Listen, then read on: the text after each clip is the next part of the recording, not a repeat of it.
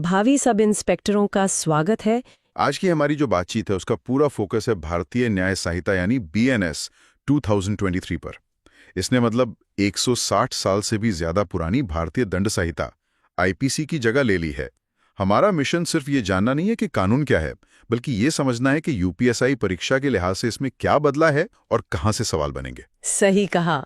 हम सिर्फ थ्योरी नहीं रटेंगे, बल्कि उसे परीक्षा में आने वाले सवालों से सीधे जोड़कर देखेंगे। तो हम दो मुख्य हिस्सों पर ध्यान देंगे। एक तो अध्याय 1 जो कानून की ABCD यानी परिभाषाएं बताता है, और दूसरा अध्याय 2 जो अपराध के नतीजों यानी सजा के बारे में है। हाँ, तो चलिए शुरू करते हैं। सबसे पहले ये बीएनएस असल में है क्या? इसका ढांचा आईपीसी से कितना अलग है? देखिए, एक बड़ा बदलाव यह है कि बीएनएस ने चीजों को आप कह सकते हैं आसान और व्यवस्थित करने की कोशिश की है। जहां आईपीसी में 511 धाराएं थीं, वहीं बीएनएस 2023 में 20 अध्याय और 358 धाराएं हैं। ओह, तो धाराएं कम हो गई हैं। हाँ, काफी कम। कई पुरानी धाराओं को एक साथ मिला दिया गया है। जैसे पहले आईपीसी में सेक्शन 1 से 5 तक एक ही बात को अलग अलग तरीके से कहते थे। अब बीएनएस ने उन सबको मिलाकर एक ही सेक्शन 1 में डाल दिया है। मतलब कम पढ़कर ज्यादा समझना। और याद रहे, ये 1 जुलाई 2024 से पूरे देश में लागू हो चुकी है। ठीक है, ढांचा तो सरल लग रहा है, पर इसका दायरा कहाँ तक है? मतलब ये कानून लागू कहाँ कहाँ होता है? ये भारत के भीतर हर व्यक्ति पर लागू होता है, चाहे वो भारतीय नागरिक हो या कोई विदेशी। और भारत के भीतर का मतलब अब और ज्यादा साफ है। इसमें भारत की जमीनी सीमा के साथ साथ समुद्री सीमा भी शामिल है। समुद्री सीमा वो कितनी? तट से 12 नॉटिकल मील तक। अच्छा, तो समुद्र में 12 नॉटिकल मील के दायरे में अगर कोई अपराध होता है तो बीएनएस लागू होगी। पानी के जहाज या हवाई जहाज का क्या? मान लीजिए एयर इंडिया का कोई विमान अमेरिका के ऊपर उड़ रहा है और उसमें कोई अपराध हो जाए। बहुत अच्छा सवाल है, क्योंकि यहीं से अक्सर कंफ्यूजन होता है। नियम साफ है। अगर कोई जहाज या विमान भारत में रजिस्टर्ड है तो वो दुनिया के किसी भी कोने में हो, उस पर होने वाला हर अपराध बीएनएस के दायरे में ही आएगा। तो हाँ, उस एयर इंडिया की फ्लाइट में बीएनएस ही लागू होगी। और अगर अपराध भारत के बाहर हो, जिसका भारत से कोई लेना देना ना हो, सिवाय अपराधी या पीड़ित के, उसके लिए भी बीएनएस में 3 बहुत स्पष्ट नियम है। पहला, अगर कोई भारतीय नागरिक मान लीजिए दुबई जाकर कोई अपराध करता है तो उस पर भारत में बीएनएस के तहत मुकदमा चल सकता है। दूसरा, अगर कोई विदेशी नागरिक मान लीजिए अमेरिका में बैठकर किसी भारतीय को अपना शिकार बनाता है, तब भी उस विदेशी पर बीएनएस लागू होगी। और तीसरा, जो आज के डिजिटल युग में बहुत जरूरी है, अगर कोई भी व्यक्ति चाहे भारतीय हो या विदेशी किसी दूसरे देश से भारत में रखे किसी कंप्यूटर या सर्वर को हैक करता है तो उसे भी बीएनएस के तहत सजा मिलेगी। लेकिन कुछ लोगों को तो छूट भी मिली होगी। ऐसे कौन लोग हैं जिन पर यह कानून लागू नहीं होता? हाँ, कुछ अपवाद हैं। ये कानून विशेष या स्थानीय कानूनों पर, जैसे महाराष्ट्र का एमसीओ का कानून है, उन पर हावी नहीं होता। सेना और वायुसेना के अपने अलग कानून हैं, उन पर भी ये लागू नहीं होता। इसके अलावा कुछ बहुत ऊंचे पदों पर बैठे लोगों को कानूनी कार्रवाई से छूट मिली है। ये तो बहुत बड़ी छूट है। तो इसका मतलब है कि अगर पद पर रहते हुए कोई व्यक्तिगत अपराध भी हो तो उन पर कार्रवाई नहीं हो सकती। ये छूट किस हद तक जाती है? नहीं, ये छूट उनके कार्यकाल तक ही सीमित है और उनके आधिकारिक कर्तव्यों से जुड़ी है। संविधान का अनुच्छेद 361 भारत के राष्ट्रपति और राज्यों के राज्यपालों को उनके पद पर रहते हुए किसी भी आपराधिक कार्रवाई से बचाता है। इसी तरह विदेशी राष्ट्राध्यक्षों और राजनयिकों को भी अंतर्राष्ट्रीय संधियों के तहत छूट मिलती है। अच्छा, इसका मकसद ये है कि वे बिना किसी डर के अपना काम कर सके। बिल्कुल। ठीक है, तो हमने समझ लिया कि कानून कहाँ और किस पर लागू होता है। अब उस हिस्से में उतरते हैं जहां से परीक्षा में सीधे सवाल बनते हैं।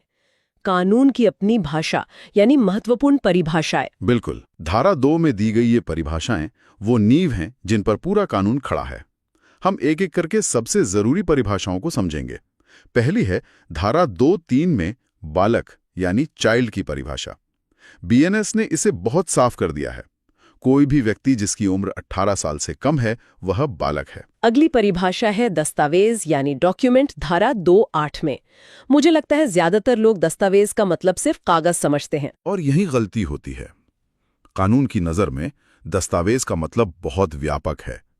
किसी भी चीज पर, चाहे वो पत्थर हो, लकड़ी हो या कागज, अगर अक्षर, अंक या कोई निशान बनाया गया है जिसका कोई मतलब निकलता है, तो वो दस्तावेज है। और आज के समय में सबसे जरूरी बात, डिजिटल रिकॉर्ड्स। हाँ, इसमें इलेक्ट्रॉनिक और डिजिटल रिकॉर्ड भी शामिल हैं। तो क्या इसका मतलब है कि एक व्हाट्सएप चैट भी अदालत में दस्तावेज माना जा सकता है? निश्चित रूप से। एक ईमेल, एक ऑडियो रिकॉर्डिंग या व्हाट्सएप चैट, ये सब इलेक्ट्रॉनिक दस्तावेज हैं। अदालतों ने भी इस परिभाषा को बहुत बड़ा माना है। श्यामाचरण बनाम एसडीएम केस में तो सुप्रीम कोर्ट ने कहा कि करेंसी नोट भी एक दस्तावेज है। इसी तरह बौरिया बनाम कर्नाटक राज्य केस में पोस्टमार्टम रिपोर्ट को भी एक महत्वपूर्ण दस्तावेज माना गया। ये जानना दिलचस्प है। अब एक ऐसे बदलाव पर आते हैं जो समाज की बदलती सोच को दिखाता है।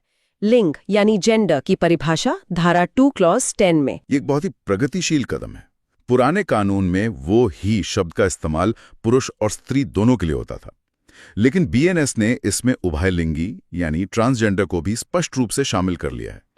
ये कानूनी तौर पर लैंगिक समानता को मान्यता देने की दिशा में एक बड़ा कदम है। बिल्कुल। अब आते हैं सबसे बुनियादी अवधारणा पर, अपराध यानी ऑफेंस, धारा 224। कोई भी काम अपराध कब बन जाता है? देखिए, किसी भी कार्य को अपराध की श्रेणी में रखने के लिए 4 चीजों का होना जरूरी है। पहला, वो काम किसी इंसान ने किया हो। दूसरा, वो एक आपराधिक कृत्य हो। तीसरा, उस काम से समाज या किसी व्यक्ति को कोई नुकसान हुआ हो। और चौथा, जो सबसे ज्यादा महत्वपूर्ण है, वो है आपराधिक मनस्थिति, जिसे लैटिन में मेंस रिया कहते हैं। मेंस रिया यानी दोषपूर्ण मन या बुरा इरादा। तो अगर मैं सड़क पर चल रही हूं और गलती से मेरा हाथ लगकर किसी का फोन गिर के टूट जाए, तो यह अपराध नहीं है? नहीं है। लेकिन अगर मैं जानबूझकर उसका फोन छीनकर फेंक दूं, तो ये अपराध है। काम एक जैसा है, पर इरादे ने सब कुछ बदल दिया। आपने बिल्कुल सही समझा। यही मेंस रिया का सिद्धांत है। बिना बुरे इरादे के कोई अपराध नहीं हो सकता। यही वजह है कि पागल व्यक्ति या बहुत छोटे बच्चे द्वारा किए गए काम को अपराध नहीं माना जाता, क्योंकि उनमें इरादा रखने की क्षमता नहीं होती। हाँ, ये माना जाता है कि उनमें सही गलत समझने या बुरा इरादा रखने की क्षमता नहीं होती। ठीक है। अब उस परिभाषा पर आते हैं, लोक सेवक यानी पब्लिक सर्वेंट, धारा 228। हाँ, और इस पर ध्यान देना बहुत जरूरी है। प्रश्न बैंक में देखिए, कई बार ये सवाल पूछा गया है कि इनमें से कौन लोक सेवक है या कौन नहीं है। पहले ये आईपीसी की धारा 21 में था, अब बीएनएस की धारा 228 में है। ये नंबर याद रखना है। तो कौन कौन आता है इस श्रेणी में? लिस्ट तो काफी लंबी होगी। और लिस्ट लंबी है, पर कुछ मुख्य लोगों को याद रखना जरूरी है।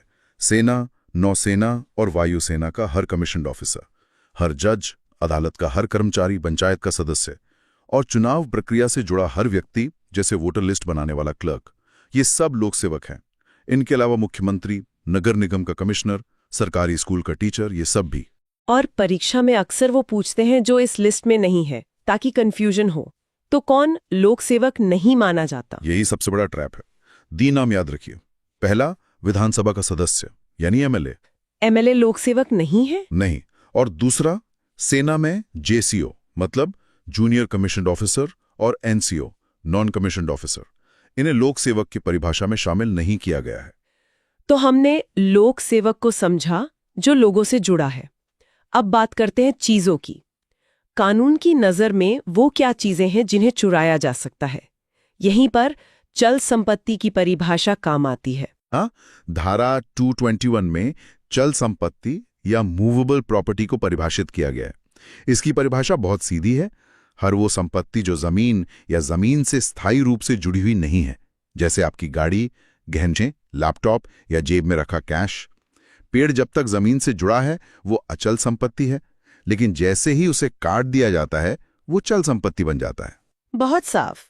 अब आखिरी 2 परिभाषाएं जो एक दूसरे की परछाई जैसी हैं, सदोष लाभ और सदोष हानि। हाँ, रॉन्गफुल गेन और रॉन्गफुल लॉस। इन्हें धारा 236 और 237 में समझाया गया है। इसे एक उदाहरण से समझते हैं। मान लीजिए आपको सड़क पर किसी का गिरा हुआ बटुआ मिलता है और आप उसे उठाकर अपने पास रख लेते हैं, तो आपको सदोष लाभ हुआ, क्योंकि आपको वो पैसा मिला जिसके आप कानूनी हकदार नहीं थे। और जिसका बटुआ था उसे सदोष हानि हुई। बिल्कुल, उसे सदोष हानि हुई क्योंकि उसने वो पैसा खो दिया जिसका वो कानूनी हकदार था। एक ही घटना में दोनों चीजें हो गई। ठीक है, तो अब हम कानून की भाषा समझ गए हैं। हमें पता है कि अपराध क्या है और उसके पीछे मेंस रिया का होना कितना जरूरी है। पर जब कोई अपराध करता है तो उसका नतीजा क्या होता है? अब हम अध्याय 2 पर आते हैं, जो दंड या सजा के बारे में है। सही। बीएनएस की धारा 4 में अब 6 तरह की सजा का प्रावधान है। हाँ।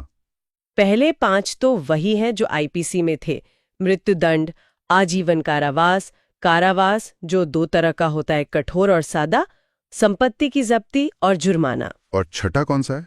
मैंने सुना है कि इसमें एक बड़ा बदलाव हुआ है। हाँ, और ये बीएनएस का एक बहुत ही महत्वपूर्ण और नया पहलू है।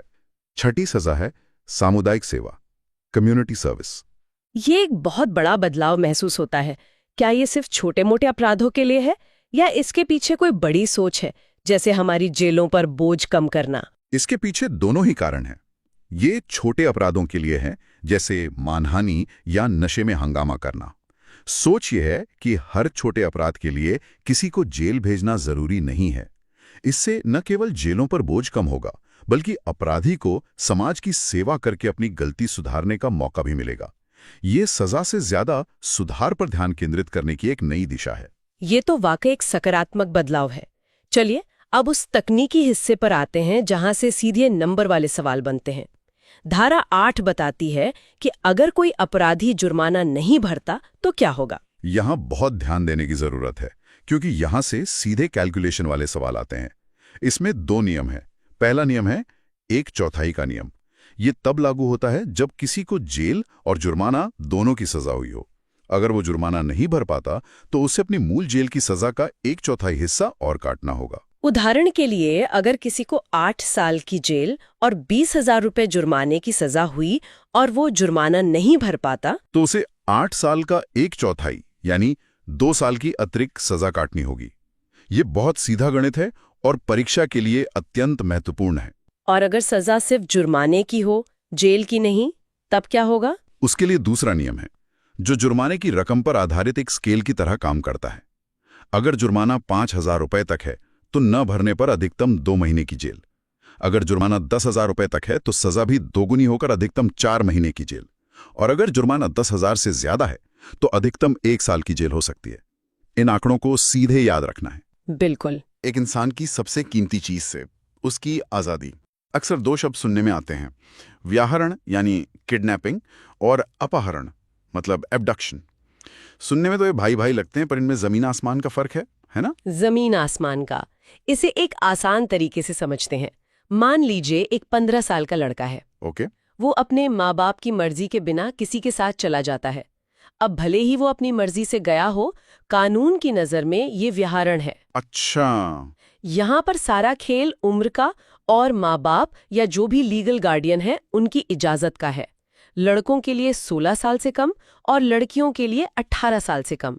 उनकी अपनी सहमति भी कोई मायने नहीं रखती। अच्छा, तो मतलब अगर किसी नाबालिग को बहला फसलाकर भी ले गए तो वो किडनैपिंग ही कहलाएगी, क्योंकि कानूनन वो सहमति दे ही नहीं सकता। बिल्कुल। तो फिर अपहरण क्या हुआ? मान लीजिए किसी 30 साल के आदमी को बंदूक दिखाकर गाड़ी में बिठा लिया। एकदम सही पकड़ा आपने, वो अपहरण है। अपहरण में उम्र का कोई लेना देना नहीं है। यहाँ मुख्य चीज है बल यानी जबरदस्ती या छल यानी धोखा। किसी भी उम्र के इंसान को अगर डरा धमकाकर या झूठ बोलकर एक जगह से दूसरी जगह ले जाया जाए तो वो अपहरण कहलाएगा। तो सीधी सी बात, व्यापहरण में उम्र और संरक्षकता और अपहरण में बल और धोखा। ये तो बहुत साफ हो गया, और मुझे लगता है परीक्षक भी इसी बारीकी को पकड़ना चाहता होगा। बिल्कुल। जरा प्रश्न संख्या 14 देखिए, उसमें साफ साफ पुरुष के व्यापहरण के लिए उम्र की सीमा पूछी गई है। अच्छा। इससे पता चलता है कि ये छोटे छोटे अंतर ही स्कोरिंग पॉइंट है। लेकिन इससे भी ज्यादा भयानक अपराध तब होता है जब किसी को ले जाने का मकसद और भी घिनौना हो। आप भीख मांगवाने वाले गिरोहों की बात कर रही हैं? हाँ, कानून इस चीज को लेकर बेहद सख्त है। अगर किसी बच्चे को भीख मंगवाने के मकसद से किडनैप किया जाता है या उसे जानबूझकर मतलब अपाहिज बना दिया जाता है, हे भगवान, ताकि वो भीख मांग सके, तो ये एक बहुत ही गंभीर अपराध है। इसमें 10 साल से लेके उम्र कैद तक की सजा हो सकती है। और भीख मांगने का मतलब सिर्फ हाथ फैलाना नहीं है। कानून कहता है कि कोई गाना गाकर, खिलौना बेचकर या कोई घाव दिखाकर भी पैसे मांग रहा है तो वो सब इसी परिभाषा में आएगा। ये सुनकर ही रूह कांप जाती है। और इसी से जुड़ा एक और शब्द है जो आजकल बहुत सुनने में आता है, मानव तस्करी, ह्यूमन ट्रैफिकिंग। ये व्यापारण से कैसे अलग है? इसका दायरा तो और भी बड़ा लगता है। बहुत बड़ा। मानव तस्करी का मुख्य उद्देश्य होता है शोषण, यानी एक्सप्लॉयटेशन।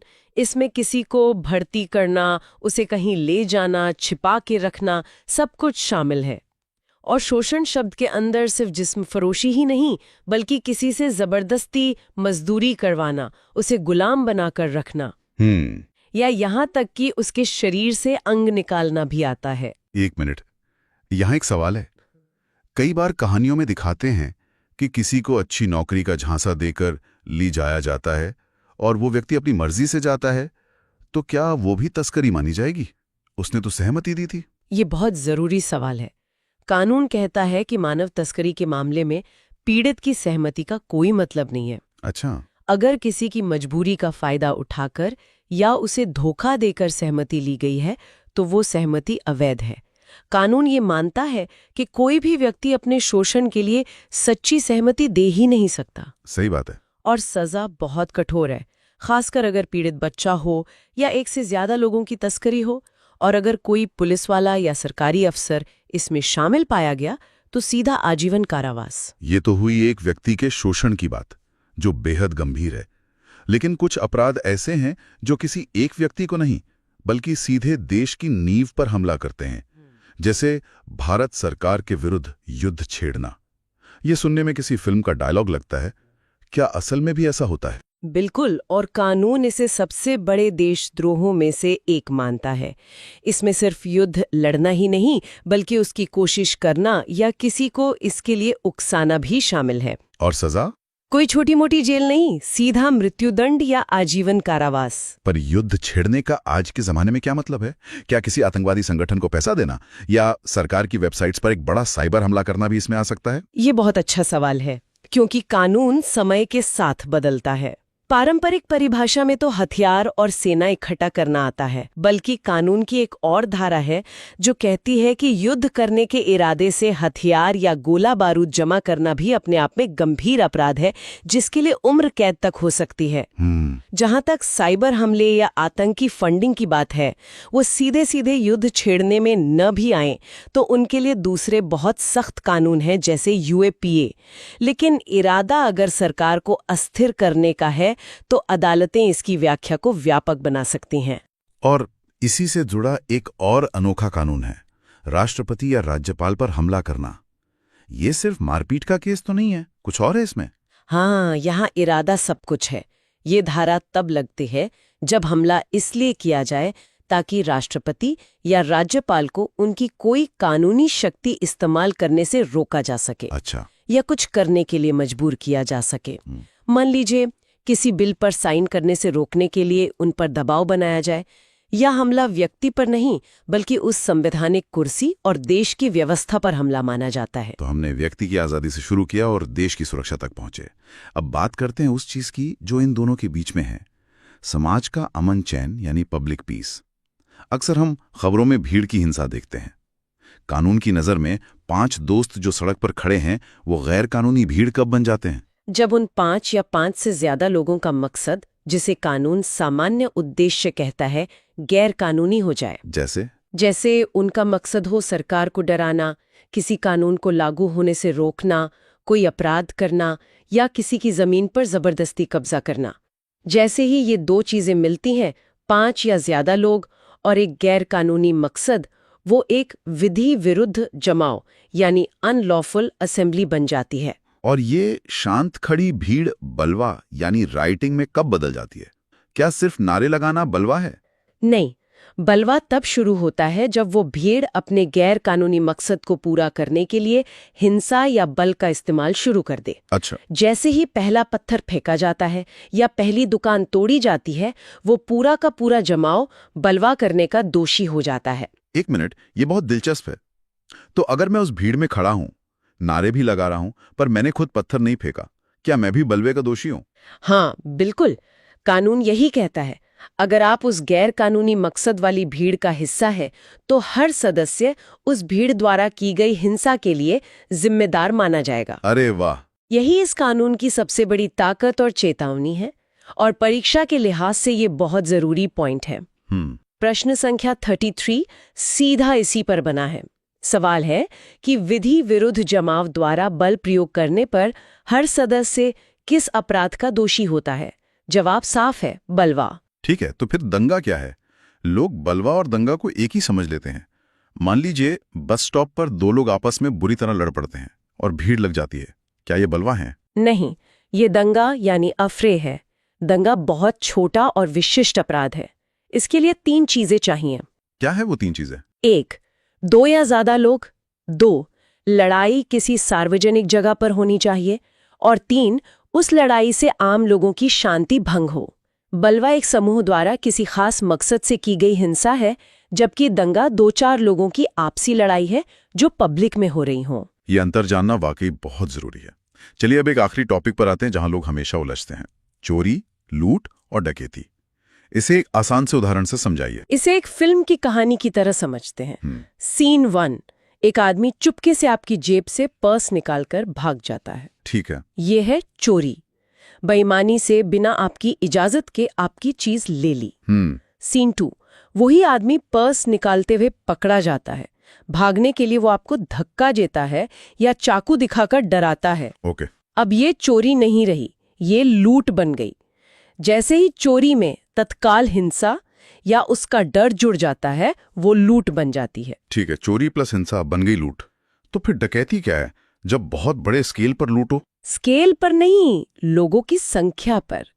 जब वही लूट वाला काम 5 या 5 से ज्यादा लोग मिलकर करते हैं तो कानून उसे डकैती कहता है। अच्छा, 5 लोग। हाँ, इसे ऐसे समझिए, एक अकेला अपराधी चोर या लुटेरा है, लेकिन 5 लोग मिलकर जब लूट करते हैं तो वो एक संगठित गिरोह बन जाते हैं। यह समाज के लिए कहीं ज्यादा बड़ा खतरा है। कानून इस संगठन को ही एक अलग और ज्यादा गंभीर अपराध मानता है। तो सारा खेल उस 5 के आंकड़े का है। हाँ, और ये वो जादुई नंबर है जो परीक्षा में बार बार पूछा जाता है। प्रश्न संख्या 7 को देखिए, सीधे सीधे पूछा गया है कि कितने व्यक्ति मिलकर अपराध करें तो उसे डकैती माना जाता है। सही उत्तर है 5 या अधिक। बिल्कुल। लेकिन ये थोड़ा अजीब नहीं है? कानून इस अपराध को इतना गंभीर क्यों मानता है? और मैंने सुना है कि सिर्फ इसकी तैयारी करना भी एक बड़ा जुर्म है। आपने सही सुना है, और आपका सवाल ही इसका जवाब है। कानून डकैती को इतना गंभीर इसलिए मानता है क्योंकि ये एक संगठित अपराध है। ये अचानक नहीं होता, इसके लिए योजना बनती है, हथियार जुटाए जाते हैं। इसीलिए कानून अपराध होने का इंतजार नहीं करता। डकैती करने की तैयारी करना भी अपने आप में एक गंभीर अपराध है, जिसके लिए 10 साल तक की सजा हो सकती है। कानून ऐसे संगठित गिरोहों को पनपने से पहले ही कुचल देना चाहता है। आज हम उस गाइड बुक को समझने की कोशिश करेंगे जो हर पुलिस अधिकारी के हाथ में होती है, या कहूं कि होनी ही चाहिए। हम बात कर रहे हैं दंड प्रक्रिया संहिता CRPC की। और अब उसकी जगह लेने वाला नए भारतीय नागरिक सुरक्षा संहिता यानी BNSS। बिल्कुल, ये सिर्फ नियम नहीं है, ये आप कह सकते हैं वो लक्ष्मण रेखा है जो बताती है कि एक पुलिस अधिकारी की शक्ति कहाँ शुरू होती है और जो सबसे जरूरी है कहाँ खत्म होती है। बिल्कुल, ये वो नियम है जो तय करते हैं कि आप किसी को गिरफ्तार कैसे करेंगे, सबूत कैसे इकट्ठा करेंगे और मामला अदालत तक कैसे लेके जाएंगे। आज हम 3 सबसे जरूरी पड़ावों पर गहराई से बात करेंगे: FIR, गिरफ्तारी और जमानत। और हम सिर्फ सेक्शन नंबर नहीं रटेंगे, बल्कि ये जानने की कोशिश करेंगे कि जब आप थाने में होंगे या फील्ड पर तो इन नियमों का असल मतलब क्या होता है। तो चलिए इस पूरी प्रक्रिया की परतें खोलते हैं। तो मान लीजिए थाने में फोन बजता है या कोई शख्स लड़खड़ाता हुआ अंदर आता है और कहता है मेरे साथ जुर्म हुआ है। यहाँ से पुलिस का काम शुरू होता है। लेकिन हर शिकायत पर एक जैसी कार्रवाई तो नहीं होती होगी। नहीं, बिल्कुल नहीं। यहीं पर कानून का सबसे पहला और सबसे जरूरी फिल्टर काम करता है। कानून जो है वो अपराधों को 2 हिस्सों में बांटता है, संज्ञेय यानी कॉग्निजेबल और असंज्ञेय यानी नॉन कॉग्निजेबल। अच्छा, इसे थोड़ा और आसान भाषा में समझाइए। जरूर, इसे ऐसे समझिए, संज्ञेय अपराध गंभीर होते हैं, जैसे हत्या, लूट, बलात्कार। ये ऐसे अपराध हैं जिन्हें सिर्फ व्यक्ति के नहीं बल्कि पूरे समाज के खिलाफ माना जाता है और पुलिस को मतलब तुरंत हरकत में आना होता है। और असंज्ञेय अपराध वो कम गंभीर माने जाते हैं, जैसे किसी ने गाली गलौज कर दी या कोई मामूली हाथापाई हो गई, मानहानि का मामला हो गया। इनमें पुलिस को सीधे तौर पर दखल देने की शक्ति नहीं दी गई है। क्यों? ऐसा क्यों? क्योंकि माना जाता है कि ये दो लोगों के बीच का मामला है जिसे अदालत सुलझा सकती है।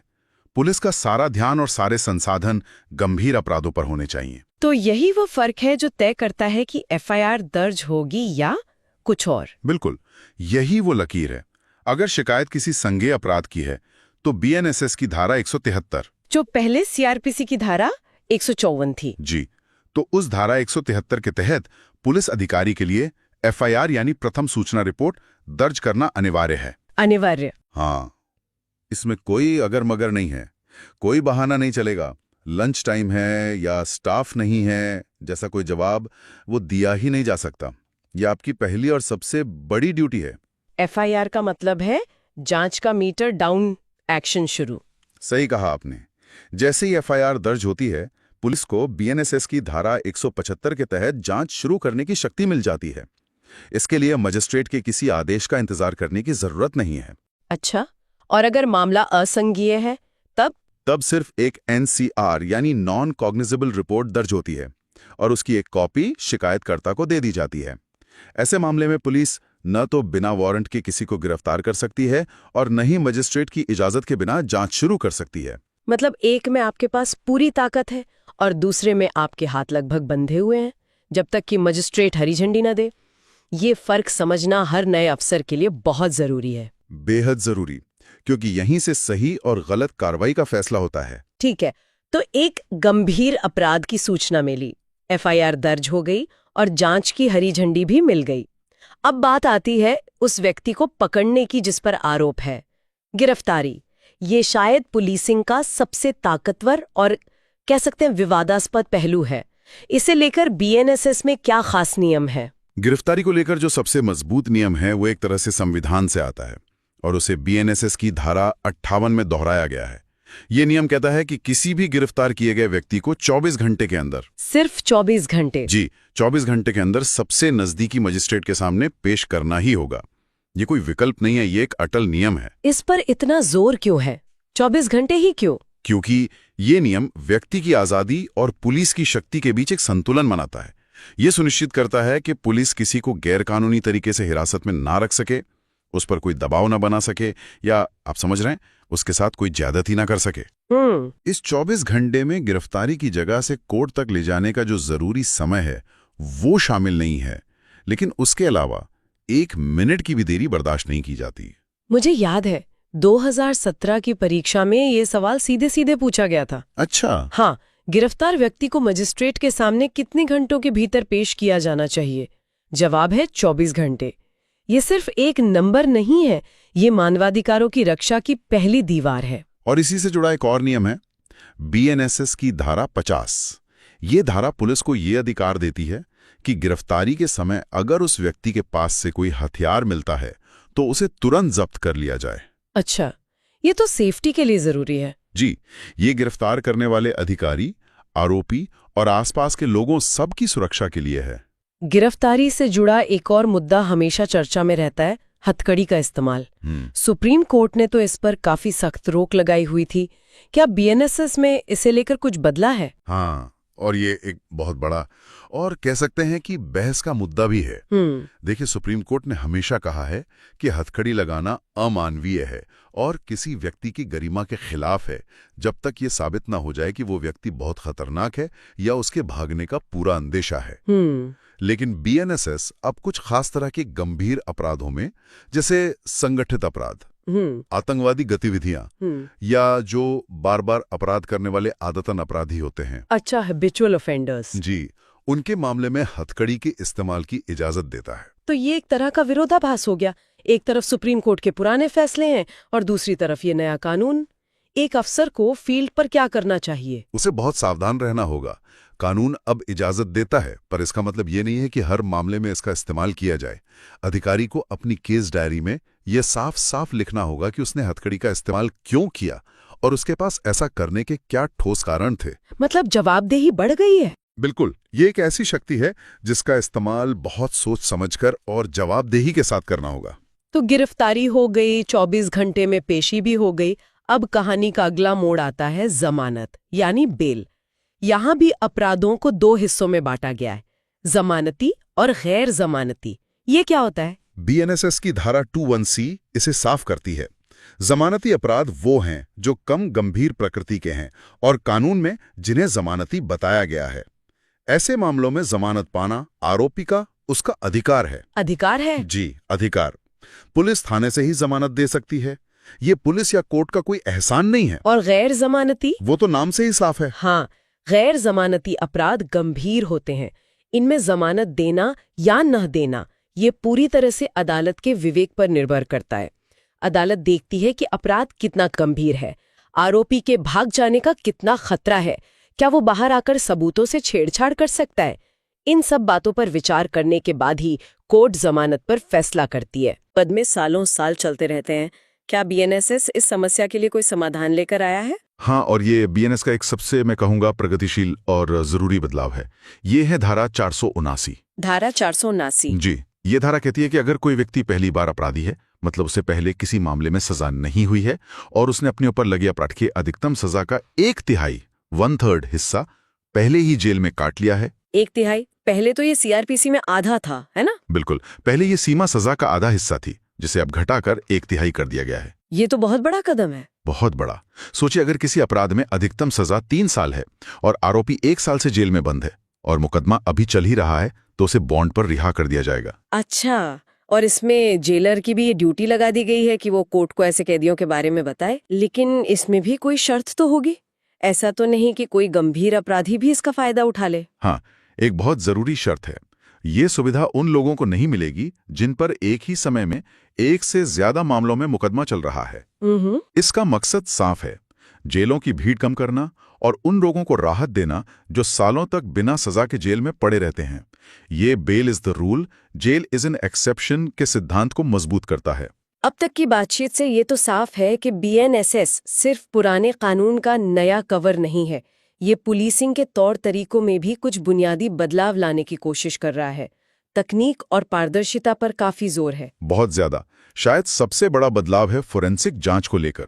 बीएनएसएस कहता है कि अब 7 साल या उससे ज्यादा सजा वाले सभी अपराधों में फोरेंसिक टीम द्वारा क्राइम सीन की जांच करना और सबूत इकट्ठा करना अनिवार्य होगा। अनिवार्य होगा? इसका मतलब तो ये हुआ कि अब सिर्फ गवाहों के बयानों या आरोपी के कबूलनामे पर निर्भर नहीं रहा जा सकता। बिल्कुल, ये भारतीय पुलिसिंग में एक बहुत बड़े बदलाव की नींव है। इसे कन्फेशन बेस्ड पुलिसिंग से एविडेंस बेस्ड पुलिसिंग की तरफ एक बड़ा कदम माना जा रहा है। Evidence based policing? जी, अब पुलिस को वैज्ञानिक सबूत जुटाने होंगे। इससे होता यह है कि एक तो केस मजबूत होता है और सजा होने की दर बढ़ती है, और दूसरा, पुलिस पर लगने वाले 3rd डिग्री या जबरदस्ती कबूल करवाने के आरोप भी कम होते हैं। लेकिन एक सवाल उठता है, क्या हमारे पास देश में इतनी फोरेंसिक लैब्स और इतने ट्रेन्ड लोग हैं कि हर गंभीर अपराध में ये जांच हो सके? ये एक बहुत ही जायज और बड़ी चुनौती है। अभी हमारे पास इंफ्रास्ट्रक्चर की कमी है, लेकिन कानून बनाकर सरकार ने एक दिशा तय कर दी है। अब राज्यों को इस दिशा में काम करना होगा, नई लैब्स बनानी होंगी और पुलिस कर्मियों को ट्रेनिंग देनी होगी। इसी तरह पारदर्शिता के लिए बीएनएसएस की धारा 176(3) के तहत गंभीर अपराधों में क्राइम सीन की वीडियो रिकॉर्डिंग को भी अनिवार्य कर दिया गया है। और तलाशी और जब्ती की प्रक्रिया का क्या? उसमें भी तो बहुत आरोप लगते हैं। उसके लिए भी समाधान लाया गया है। धारा 105 और 185 के तहत अब किसी भी तलाशी और जब्ती की प्रक्रिया की ऑडियो वीडियो रिकॉर्डिंग करनी होगी। Audio video recording? जी, सोचिए इसका कितना बड़ा असर होगा। कल को कोर्ट में कोई ये नहीं कह सकता कि पुलिस ने अपनी तरफ से कोई चीज रख दी या सबूत से छेड़छाड़ की। सब कुछ कैमरे पे रिकॉर्ड होगा। ये तो पुलिस की जवाबदेही तय करने के लिए बहुत बड़ा कदम है। बहुत बड़ा। चलिए अब इसे थोड़ा और प्रैक्टिकल बनाते हैं। कुछ ऐसी धाराएं हैं जो दशकों से हर पुलिस वाले की जुबान पर थीं।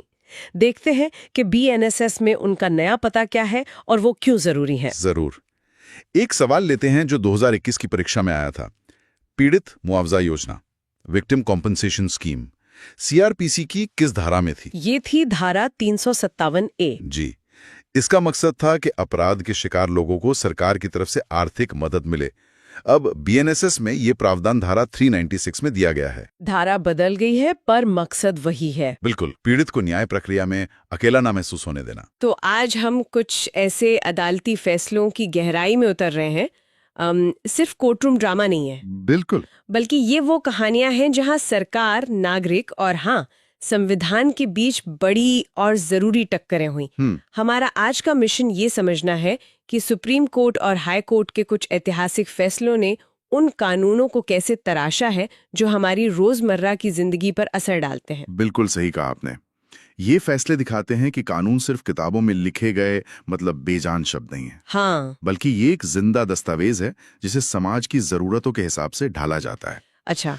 आज हम देखेंगे कि कैसे अदालतों ने कानूनों में मौजूद खाली जगहों को भरा, उनकी सख्त व्याख्याओं को नरम किया और ये सुनिश्चित किया कि कानून का असली मकसद जिंदा रहे, चाहे वो किसी के सम्मान की रक्षा हो या हमारे पर्यावरण का संरक्षण। चलिए तो शुरुआत करते हैं सामाजिक न्याय से जुड़े एक बहुत ही संवेदनशील कानून से। जी। अनुसूचित जाति और अनुसूचित जनजाति अत्याचार निवारण अधिनियम 1989, जिसे हम आमतौर पर SC/ST एक्ट के नाम से जानते हैं। हाँ। हाल ही में एक यूट्यूबर से जुड़ा मामला सामने आया। हाँ। सवाल ये था कि क्या किसी SC/ST समुदाय के सदस्य को सिर्फ भला बुरा कह देना इस कानून के तहत अपराध माना जाएगा? ये एक बहुत ही जरूरी सवाल है और सुप्रीम कोर्ट ने इस पर एक बारीक लेकिन बेहद महत्वपूर्ण फैसला सुनाया। क्या कहा कोर्ट ने? कोर्ट ने साफ किया कि इस कानून के तहत मामला तब बनता है जब किसी को उसकी जाति की वजह से जानबूझकर अपमानित किया जाए। अच्छा, मतलब इरादा देखना होगा। बिल्कुल। सिर्फ भला बुरा कहना काफी नहीं है, ये साबित करना होगा कि निशाना उसकी जाति थी और ऐसा करने के पीछे इरादा अपमानित करने का था। मतलब इरादा और संदर्भ सबसे अहम है। सिर्फ शब्दों का इस्तेमाल काफी नहीं है, उन शब्दों के पीछे की मंशा देखनी होगी। एकदम सही। इसी कानून से जुड़ा एक और अहम मुद्दा अग्रिम जमानत का था, जहां सुभाष काशीनाथ महाजन मामले में काफी बड़ा विवाद हुआ था। हाँ, 2018 का वो फैसला, उसमें सुप्रीम कोर्ट ने कहा था कि अगर पहली नजर में मामला झूठा या किसी को फंसाने के इरादे से किया गया लगे तो अग्रिम जमानत दी जा सकती है। कोर्ट को लगा कि इस सख्त कानून का दुरुपयोग हो रहा है, इसलिए कुछ सुरक्षा उपाय जरूरी हैं। लेकिन इस फैसले का तो जबरदस्त विरोध हुआ था, है ना? बहुत ज्यादा। कई सामाजिक संगठनों और लोगों को लगा कि इससे कानून कमजोर हो जाएगा और पीड़ितों को सुरक्षा नहीं मिलेगी। सड़कों पर प्रदर्शन भी हुए थे। बिल्कुल, और वो विरोध इतना बड़ा था कि संसद को दखल देना पड़ा। अच्छा। सरकार ने कानून में संशोधन करके अग्रिम जमानत न देने के प्रावधान को फिर से बहाल कर दिया। तो ये मामला इस बात का बेहतरीन उदाहरण है कि कैसे न्यायिक फैसलों और सामाजिक राजनीतिक प्रतिक्रिया के बीच एक संवाद चलता रहता है। हाँ, और कभी-कभी विधायिका को न्यायिक व्याख्या को बदलने के लिए आगे आना पड़ता है। SC/ST एक्ट में हमने इरादे की अहमियत देखी। चलिए देखते हैं कि बच्चों की सुरक्षा से जुड़े पॉक्सो कानून में अदालत ने इरादे और एक्शन की व्याख्या कैसे की। ओहो, वो मामला जहां एक हाई कोर्ट के फैसले ने पूरे देश में हलचल मचा दी थी। जी, वो सतीश बनाम महाराष्ट्र राज्य का 2021 का मामला था और वो फैसला सचमुच चौंकाने वाला था। बॉम्बे हाई कोर्ट ने कह दिया कि अगर यौन हमले में त्वचा से त्वचा का संपर्क यानी स्किन टू स्किन कांटेक्ट नहीं हुआ है तो उसे पॉक्सो एक्ट के तहत यौन हमला नहीं माना जाएगा। क्या? जी, इस मामले में आरोपी ने बच्ची को कपड़ों के ऊपर से छुआ था। एक मिनट, ये तो बहुत ही अजीब तर्क है।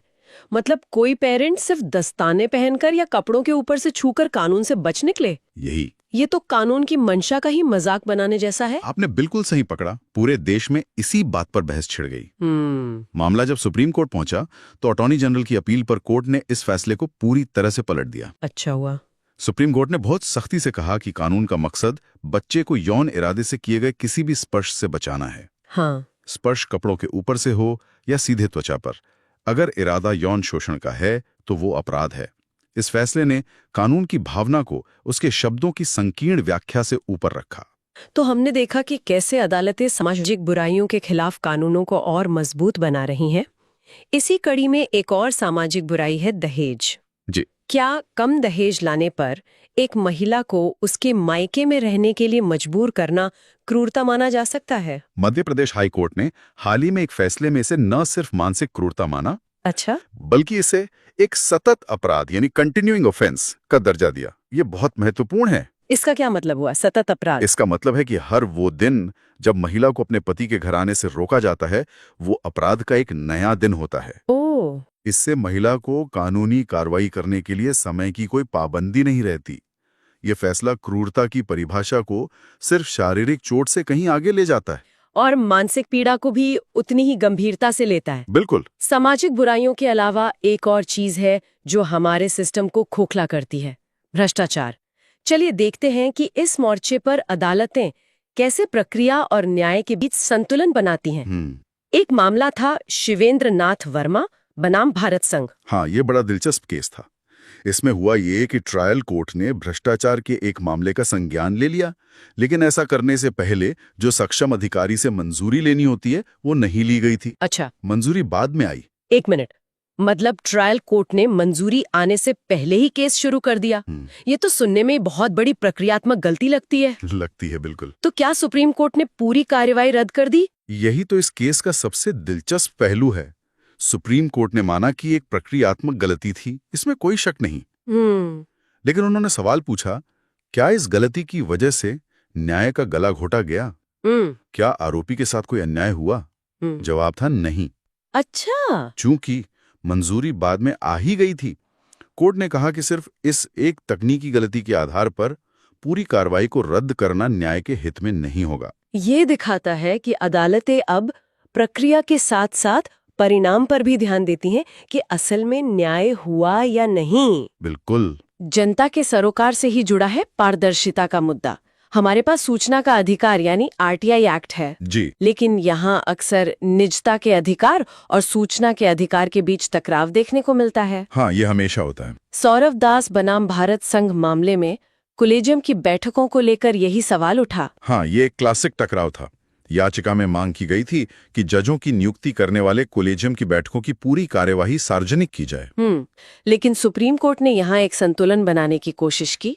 उन्होंने कहा कि कोलेजियम में होने वाली हर तरह की चर्चा, हर जज की राय, ये सब सार्वजनिक नहीं किया जा सकता।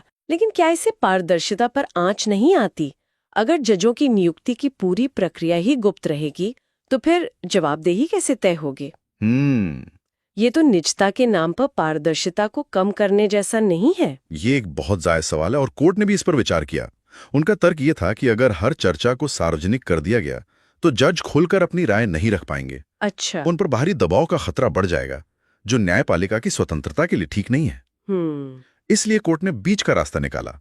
उन्होंने कहा कि सिर्फ अंतिम निर्णय, जो एक प्रस्ताव के रूप में होता है, उसे ही वेबसाइट पर डाला जाना चाहिए। मतलब ये पारदर्शिता और न्यायिक विचार विमर्श की गोपनीयता के बीच एक बहुत ही नाजुक संतुलन साधने का प्रयास है। बिल्कुल। सार्वजनिक हित की बात हो रही है तो पर्यावरण से बड़ा सार्वजनिक हित क्या हो सकता है? सही बात है। यहाँ भी अदालतों ने कुछ बहुत ही दूरगामी फैसले दिए हैं। वेलोर सिटीजन्स वेलफेयर फोरम बनाम भारत संघ का मामला काफी मशहूर है। हाँ, 1996 का वो मामला।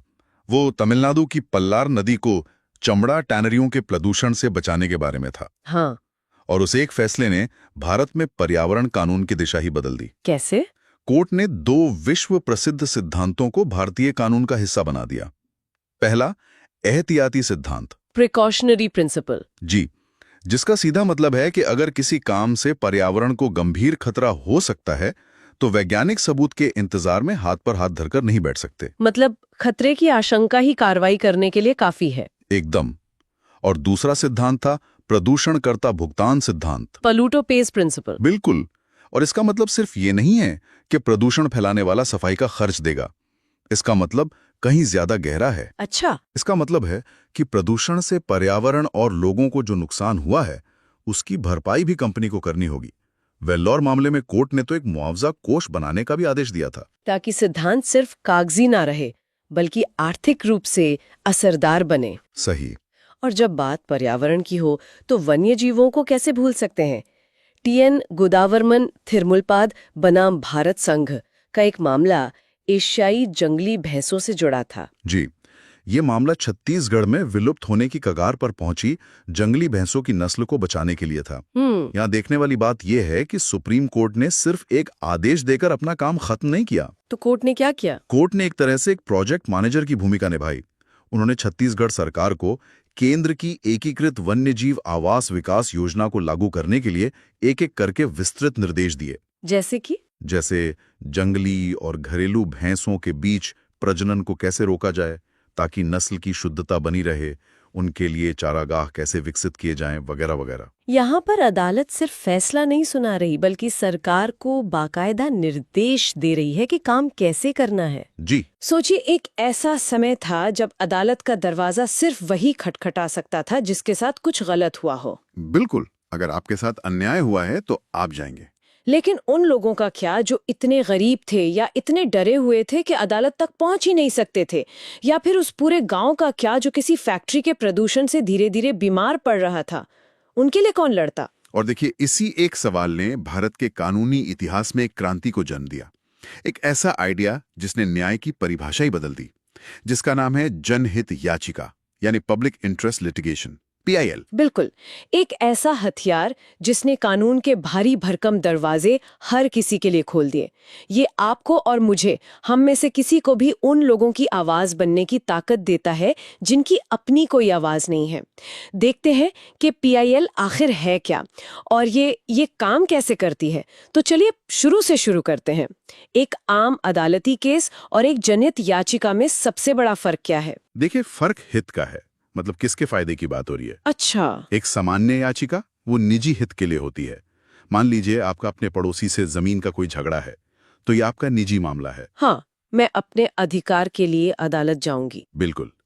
लेकिन जनहित याचिका लोकहित या सामूहिक हित के लिए होती है। मतलब ये मेरे अकेले के फायदे के लिए नहीं है, बल्कि इसका असर पूरे समाज या एक बड़े समूह पर पड़ना चाहिए। सही। जैसे कि कोई उदाहरण? जैसे किसी इलाके में फैक्ट्रियों से भयानक प्रदूषण फैल रहा हो, जिससे हजारों लोग प्रभावित हों, या बंधुआ मजदूरी करवाई जा रही हो, सरकारी योजनाओं में कोई बड़ा घोटाला हो, या फिर पर्यावरण की रक्षा का कोई मुद्दा हो। बिल्कुल। इसका मकसद किसी एक व्यक्ति को न्याय दिलाना नहीं, बल्कि पूरे समाज का भला करना है, जिसे हम सोशल इंजीनियरिंग भी कह सकते हैं। मुझे हमारे सोर्स में एक बात पढ़कर बहुत हैरानी हुई। क्या? ये PIL का जिक्र हमारे संविधान या किसी कानून की किताब में है ही नहीं। ये कैसे हो सकता है? यही तो इसे इतना अनोखा और शक्तिशाली बनाता है। मतलब ये पूरा का पूरा कॉन्सेप्ट जजों ने खुद बनाया है। जी हाँ, ये कानून की किताबों से नहीं, बल्कि न्याय की जरूरत से पैदा हुई एक खोज है। न्यायपालिका ने महसूस किया कि देश में एक बहुत बड़ा तबका है जो अपने अधिकारों के लिए लड़ ही नहीं सकता, और उन तक पहुंचने के लिए मौजूदा नियमों को बदलना पड़ेगा। बिल्कुल। ये न्यायपालिका का एक बहुत साहसिक कदम था। तो ये क्रांतिकारी विचार आया कहाँ से? इसकी जड़ें कहाँ हैं? इसकी शुरुआत भारत में नहीं हुई थी। ये 1960 के दशक में अमेरिका में शुरू हुआ था। अच्छा। वहां इसे सोशल एक्शन लिटिगेशन कहा जाता था, और मकसद भी वही था, उन दबे कुचले शोषित वर्गों को कानूनी मदद देना जिनकी पहुंच वकीलों तक नहीं थी। तो ये एक अमेरिकन आइडिया था, लेकिन इसे भारत में कौन लाया? मतलब वो कौन लोग थे जिन्होंने इस विचार को एक भारतीय हकीकत में बदला?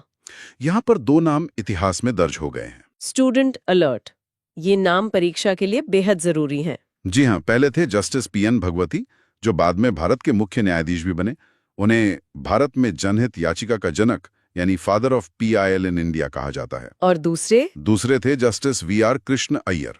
इन दोनों ने मिलकर भारत में PIL की नींव रखी। और एक नाम और भी है जो अक्सर लिया जाता है, पुष्पा कपिला हिंगोरानी का। उन्हें जनहित याचिकाओं की जननी कहते हैं, है ना? जी हाँ, बिल्कुल। जहां जस्टिस भगवती और अय्यर ने न्यायिक दरवाजे खोले, वहीं वकील पुष्पा कपिला हिंगोरानी वो पहली थी जो उस दरवाजे से अंदर गईं।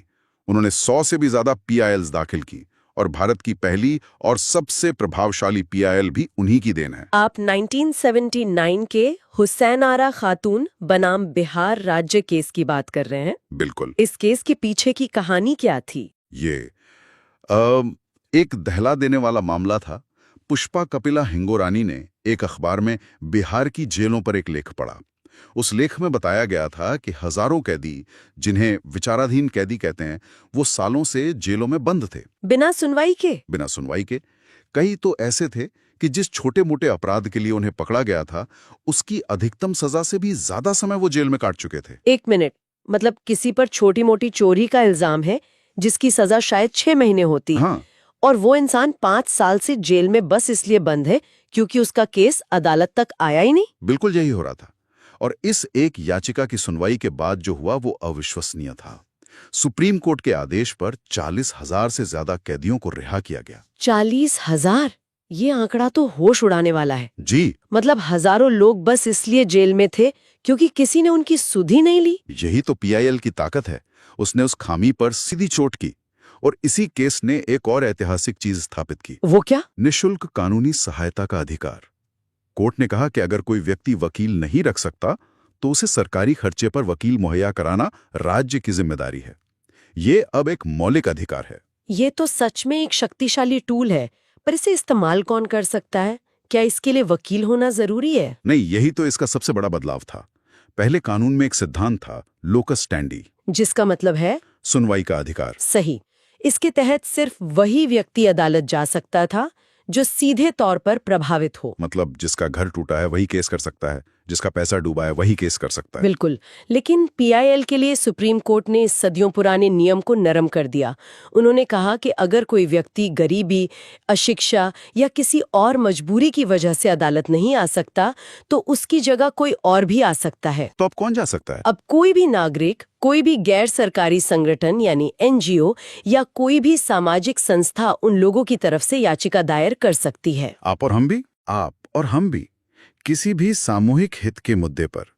यह सोचना ही कमाल है कि एक साधारण चिट्ठी या पोस्टकार्ड को भी सुप्रीम कोर्ट एक याचिका मानकर सुनवाई कर सकता है। ये तो सच में न्याय को लोकतांत्रिक बनाने जैसा है। अच्छा, तो इसे कहाँ और किसके खिलाफ दाखिल कर सकते हैं? इसे 2 जगहों पर दायर किया जा सकता है।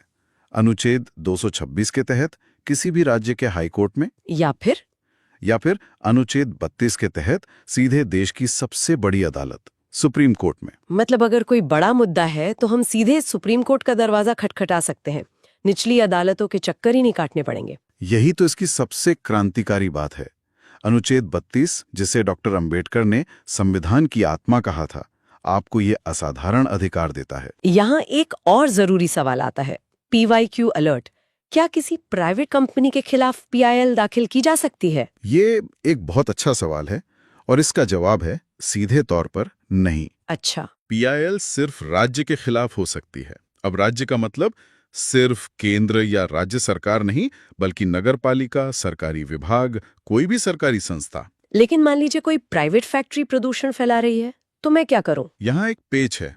आप उस निजी कंपनी को सरकार के साथ सह प्रतिवादी यानी को रेस्पोंडेंट बना सकते हैं। जरा समझाइए। आपके उदाहरण में प्रदूषण फैलाने वाली प्राइवेट फैक्ट्री पर सीधे पीआईएल नहीं होगी, लेकिन आप उस फैक्ट्री और राज्य के प्रदूषण नियंत्रण बोर्ड दोनों के खिलाफ एक साथ याचिका दायर कर सकते हैं। क्योंकि उस फैक्ट्री को नियमों का पालन करवाना प्रदूषण नियंत्रण बोर्ड की जिम्मेदारी है। बिल्कुल, जिम्मेदारी अंततः सरकारी संस्था की ही बनती है। समझ गई।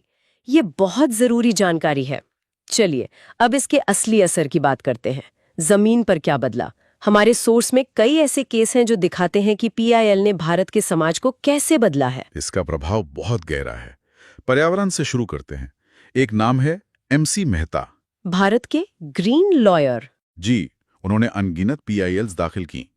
उन्हीं की याचिकाओं की वजह से गंगा नदी को प्रदूषण से बचाने के लिए गंगा एक्शन प्लान बना और आगरा के उद्योगों से निकलने वाले धुएं से ताजमहल को बचाने के लिए कड़े नियम बनाए गए।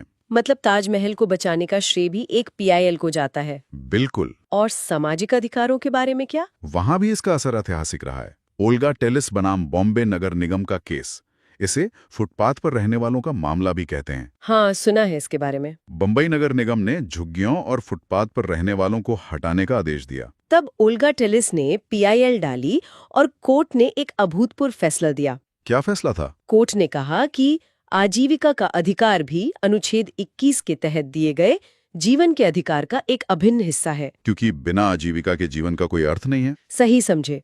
ये फैसला आज भी लाखों लोगों को बेघर होने से बचाता है। और एक और केस है जो सीधे सीधे हम सबकी जिंदगी से जुड़ा है, परमानंद कटारा बनाम भरत संघ।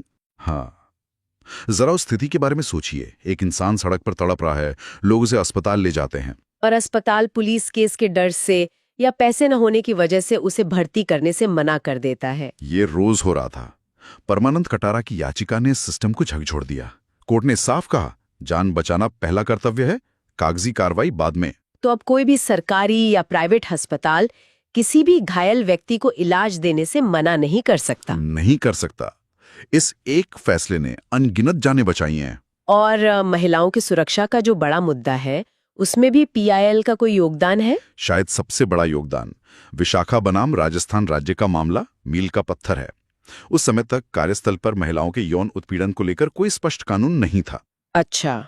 इस पीआईएल की सुनवाई के बाद सुप्रीम कोर्ट ने खुद दिशा निर्देश जारी किए, जिन्हें विशाखा गाइडलाइंस कहा गया। और बाद में इन्हीं गाइडलाइंस के आधार पर कानून बना। जी, कोर्ट ने उस खाली जगह को भरा जहां कानून मौजूद नहीं था। तो पर्यावरण की रक्षा से लेकर कैदियों के अधिकार, फुटपाथ पर रहने वालों की गरिमा और महिलाओं की सुरक्षा तक, ऐसा लगता है कि पीआईएल ने आधुनिक भारत के समाज और कानून को एक नई दिशा दी है। बिल्कुल, इसने हमारे संविधान में दिए गए मौलिक अधिकारों को सही मायनों में सार्थक और सुलभ बनाया है। हमने देखा कि जनहित याचिका समाज की भलाई के लिए कितना जरूरी औजार है, लेकिन सोर्स में अदालतों की तरफ से एक चेतावनी का भी जिक्र है। हाँ, और ये बहुत जरूरी बात है। अदालतें इस बारे में बहुत सख्त हैं। उन्होंने समय समय पर पीआईएल के दुरुपयोग के खिलाफ आगाह किया है। किस तरह का दुरुपयोग? अगर कोई व्यक्ति निजी हित साधने, प्रचार पाने या किसी से व्यक्तिगत दुश्मनी निकालने के लिए पीआईएल का इस्तेमाल करता है, तो ये न्याय का मजाक उड़ाने जैसा है। और ऐसे मामलों में अदालत क्या करती है? अदालतें ऐसी याचिकाओं को न सिर्फ खारिज करती हैं, बल्कि याचिकाकर्ता पर भारी जुर्माना भी लगा सकती हैं। ताकि ये संदेश साफ जाए कि ये एक गंभीर हथियार है, कोई खिलौना नहीं। बिल्कुल, मकसद हमेशा सच्चा लोकहित ही होना चाहिए, प्रचार हित नहीं। ये एक जरूरी संतुलन है। तो आज की हमारी इस पूरी बातचीत का सार ये है कि पीआईएल को जजों ने उस खाली जगह को भरने के लिए बनाया था जहां सरकारें अपना काम ठीक से नहीं कर पा रही थीं। सही कहा। ये एक तरह से न्यायपालिका का कहना था कि अगर आप अपना काम नहीं करेंगे तो हमें दखल देना पड़ेगा। और यहीं से न्यायिक सक्रियता यानी जुडिशियल एक्टिविज्म पे एक बड़ी बहस शुरू होती है ना? बिल्कुल। एक तरफ इसने करोड़ों लोगों को वो न्याय दिया जो उन्हें शायद कभी नहीं मिलता। तो आज हम 3 मुख्य अधिनियमों को समझेंगे। ये एक तरह से एक सुरक्षा कवच की 3 अलग-अलग परतों की तरह है। सही कहा आपने। शादी के समय, शादी के बाद और बचपन में, ये तीनों पड़ावों पर सुरक्षा देते हैं। तो चलिए सुरक्षा कवच की पहली परत से शुरू करते हैं। 1961 का दहेज प्रतिशत अधिनियम काफी पुराना है पर जरूरी आज भी है। हाँ, इसमें कुल 10 धाराएं हैं और इसकी सबसे बुनियादी बात यह है कि दहेज लेना और देना दोनों ही अपराध हैं। दोनों ही अपराध हैं, बिल्कुल। लेकिन सबसे पहले ये समझना जरूरी है कि कानून की नजर में दहेज आखिर है क्या। हाँ, ये बहुत जरूरी है। तो धारा 2 इसे साफ करती है। कोई भी प्रॉपर्टी या कीमती चीज जो शादी की एक शर्त के तौर पर मांगी जाए, चाहे शादी से पहले, उसके दौरान या बाद में। मतलब मांग का होना सबसे जरूरी है। एकदम। अगर मांग नहीं है और माता पिता अपनी मर्जी से कुछ दे रहे हैं, जैसे कोई महंगा तोहफा, हाँ, तो वो दहेज नहीं माना जाएगा। स्वेच्छा से दिए गए उपहार दहेज नहीं है। इसी तरह मुस्लिम पर्सनल लॉ में जो मेहर होता है वो भी दहेज नहीं है।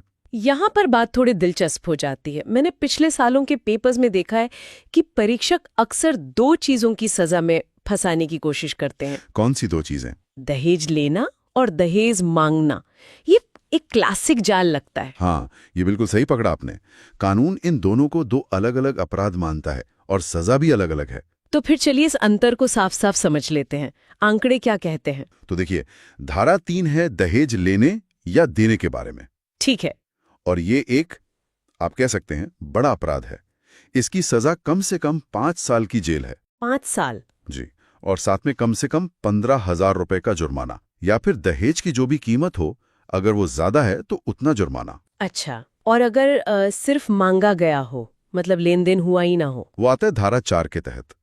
अगर कोई सिर्फ दहेज की मांग करता है तो सजा है 6 महीने से लेकर 2 साल तक की जेल। सिर्फ 2 साल तक? हाँ, और 10,000 रुपए तक का जुर्माना। तो अंतर साफ है।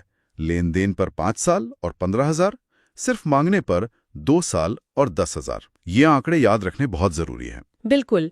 इसी से जुड़ा एक और बहुत गंभीर अपराध है दहेज मृत्यु, यानी डाउरी डेथ। हाँ, भारतीय न्याय संहिता की धारा 80, जो पहले IPC 304B थी। इसकी क्या शर्तें हैं? कब माना जाएगा कि ये दहेज मृत्यु है? इसके लिए 3 शर्तें पूरी होनी चाहिए। पहली, महिला की मौत शादी के 7 साल के अंदर हुई हो। ओके, 7 साल। दूसरी, मौत गैर कुदरती हो, जैसे जलने से या कोई चोट लगने से। और तीसरी और सबसे जरूरी, ये साबित हो जाए कि मौत से ठीक पहले उसे दहेज के लिए तंग किया गया था। और इसकी सजा तो बहुत सख्त होगी। बेहद सख्त। दहेज मृत्यु के लिए न्यूनतम सजा 7 साल की कैद है, जिसे उम्र कैद तक बढ़ाया जा सकता है। यह आंकड़ा सीधा परीक्षा में आता है। अच्छा, इस कानून में 2 और शब्द बहुत आते हैं, संज्ञेय और गैर जमानती। हाँ, धारा 8 के तहत। 1 मिनट, इनका आम भाषा में क्या मतलब हुआ? संज्ञेय मतलब पुलिस को आरोपी को गिरफ्तार करने के लिए कोर्ट के वारंट का इंतजार नहीं करना पड़ता, शिकायत पर तुरंत एक्शन हो सकता है। और गैर जमानती मतलब जमानत मिलना आरोपी का हक नहीं है, ये जज के विवेक पर निर्भर करेगा। वाह, और सुना है कि सबूत का भार भी आरोपी पर होता है। जी, धारा 8 है यही कहती है, खुद को बेगुनाह साबित करने की जिम्मेदारी आरोपी की होती है। तो ये तो बहुत मजबूत कानूनी ढांचा है। खैर, अब आते हैं सुरक्षा कवच की दूसरी परत पर, मतलब शादी के बाद घर के अंदर होने वाली हिंसा। घरेलू हिंसा से महिला संरक्षण अधिनियम 2005। हाँ, इसका दायरा तो दहेज से कहीं ज्यादा व्यापक है ना? बिल्कुल, 2005 का ये कानून दायरे में बहुत बड़ा है। इसकी सबसे बड़ी ताकत है धारा 3 में दी गई घरेलू हिंसा की परिभाषा। इसमें क्या क्या आता है? ये सिर्फ मारपीट यानी शारीरिक हिंसा तक सीमित नहीं है।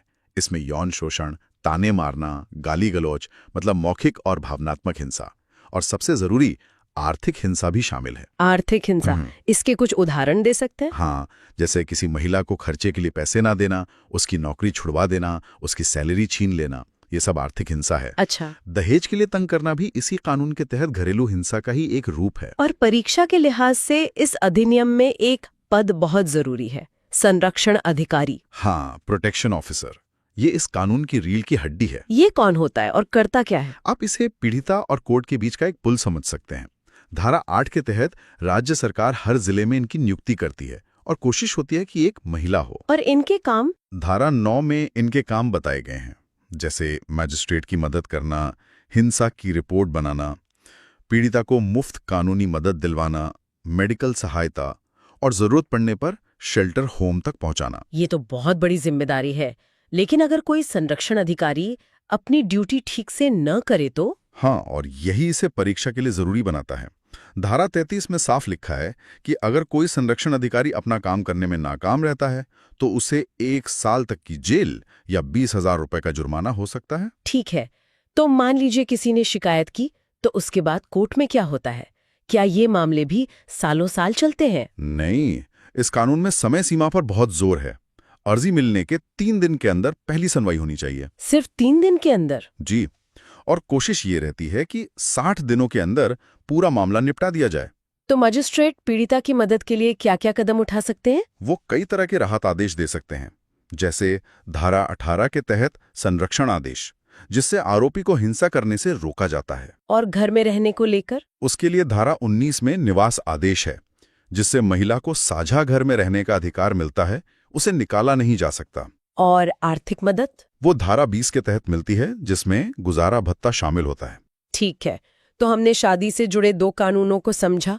अब हम अपने सुरक्षा कवच की तीसरी और सबसे संवेदनशील परत पर आते हैं, पॉक्सो एक्ट 2012। हाँ, लैंगिक अपराधों से बालकों का संरक्षण अधिनियम, बच्चों की सुरक्षा से जुड़ा एक बहुत ही सख्त कानून। और 2019 में इसे और भी कठोर बनाया गया है। जी, इसका मकसद है बच्चों को यौन शोषण से बचाना और जल्द से जल्द न्याय दिलाना, और इसमें 18 साल से कम उम्र का कोई भी व्यक्ति, चाहे लड़का हो या लड़की, उसे बालक माना जाता है। बिल्कुल। चलिए सजा के आंकड़ों पर ध्यान देते हैं, क्योंकि पॉक्सो में सजा बहुत सख्त है और यहीं से सवाल बनते हैं।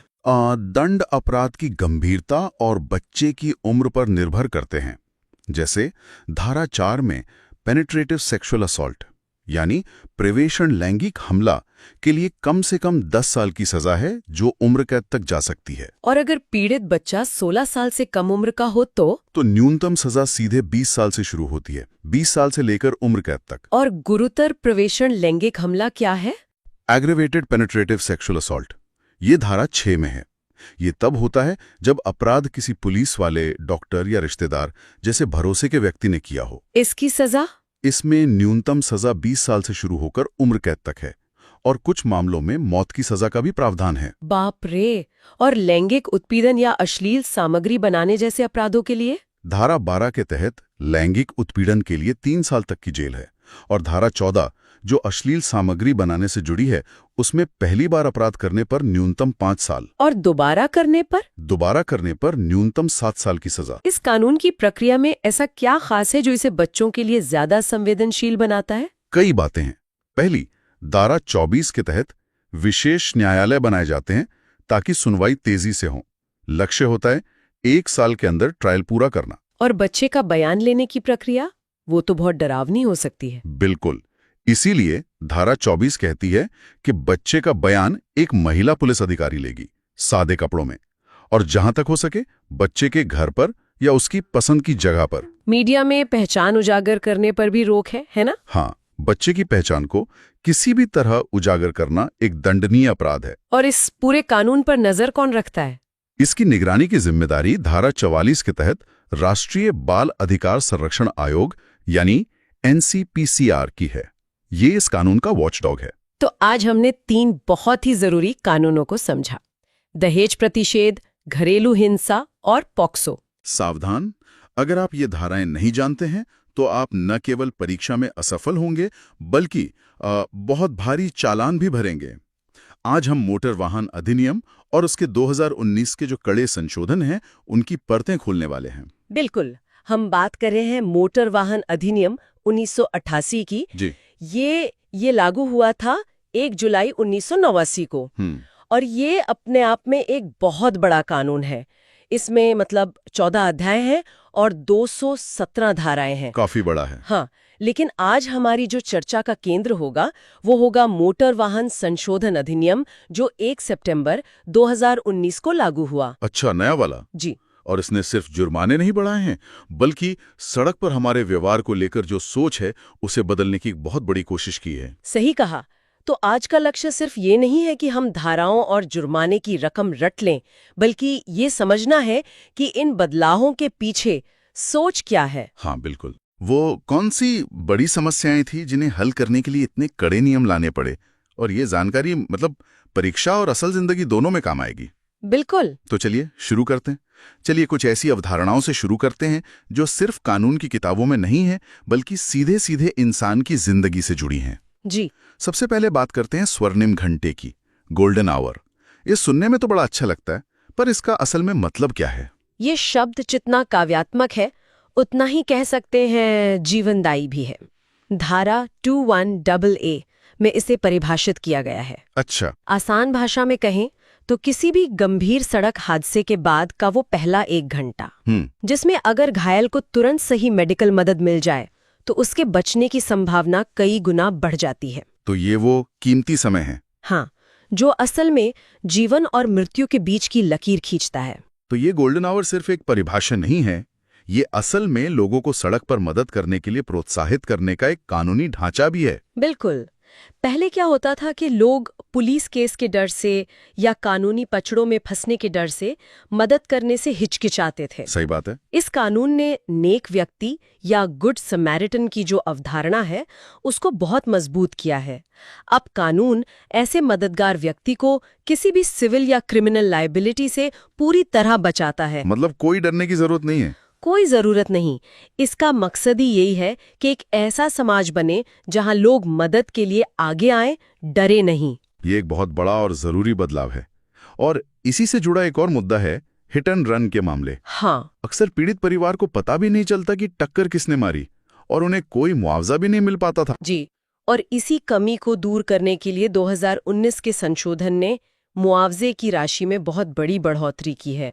हिट एंड रन मामलों में अगर पीड़ित की मृत्यु हो जाती है तो मुआवजा 25,000 रुपए से सीधा 8 गुना बढ़ाकर 2 लाख रुपए कर दिया गया है। 8 गुना? ये तो बहुत ज्यादा है। जी। और अगर कोई गंभीर रूप से घायल होता है, हाँ, उस स्थिति में मुआवजे की राशि 12,500 रुपए से 4 गुना बढ़ाकर 50,000 रुपए कर दी गई है। अच्छा। इसके पीछे का विचार साफ है, उस परिवार को तत्काल आर्थिक सहायता देना जो अचानक एक संकट में फंस गया है, ताकि कम से कम इलाज का शुरुआती खर्च तो निकल सके।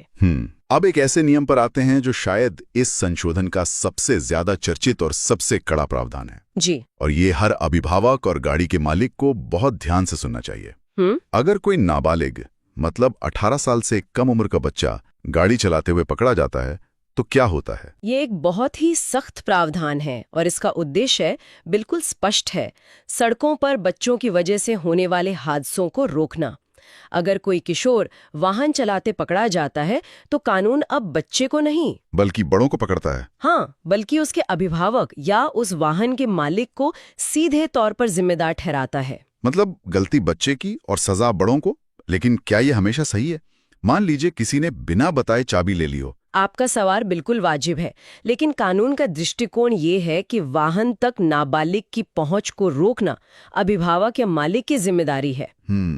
सजा इसीलिए इतनी गंभीर रखी गई है ताकि कोई लापरवाही की गुंजाइश ही ना बचे।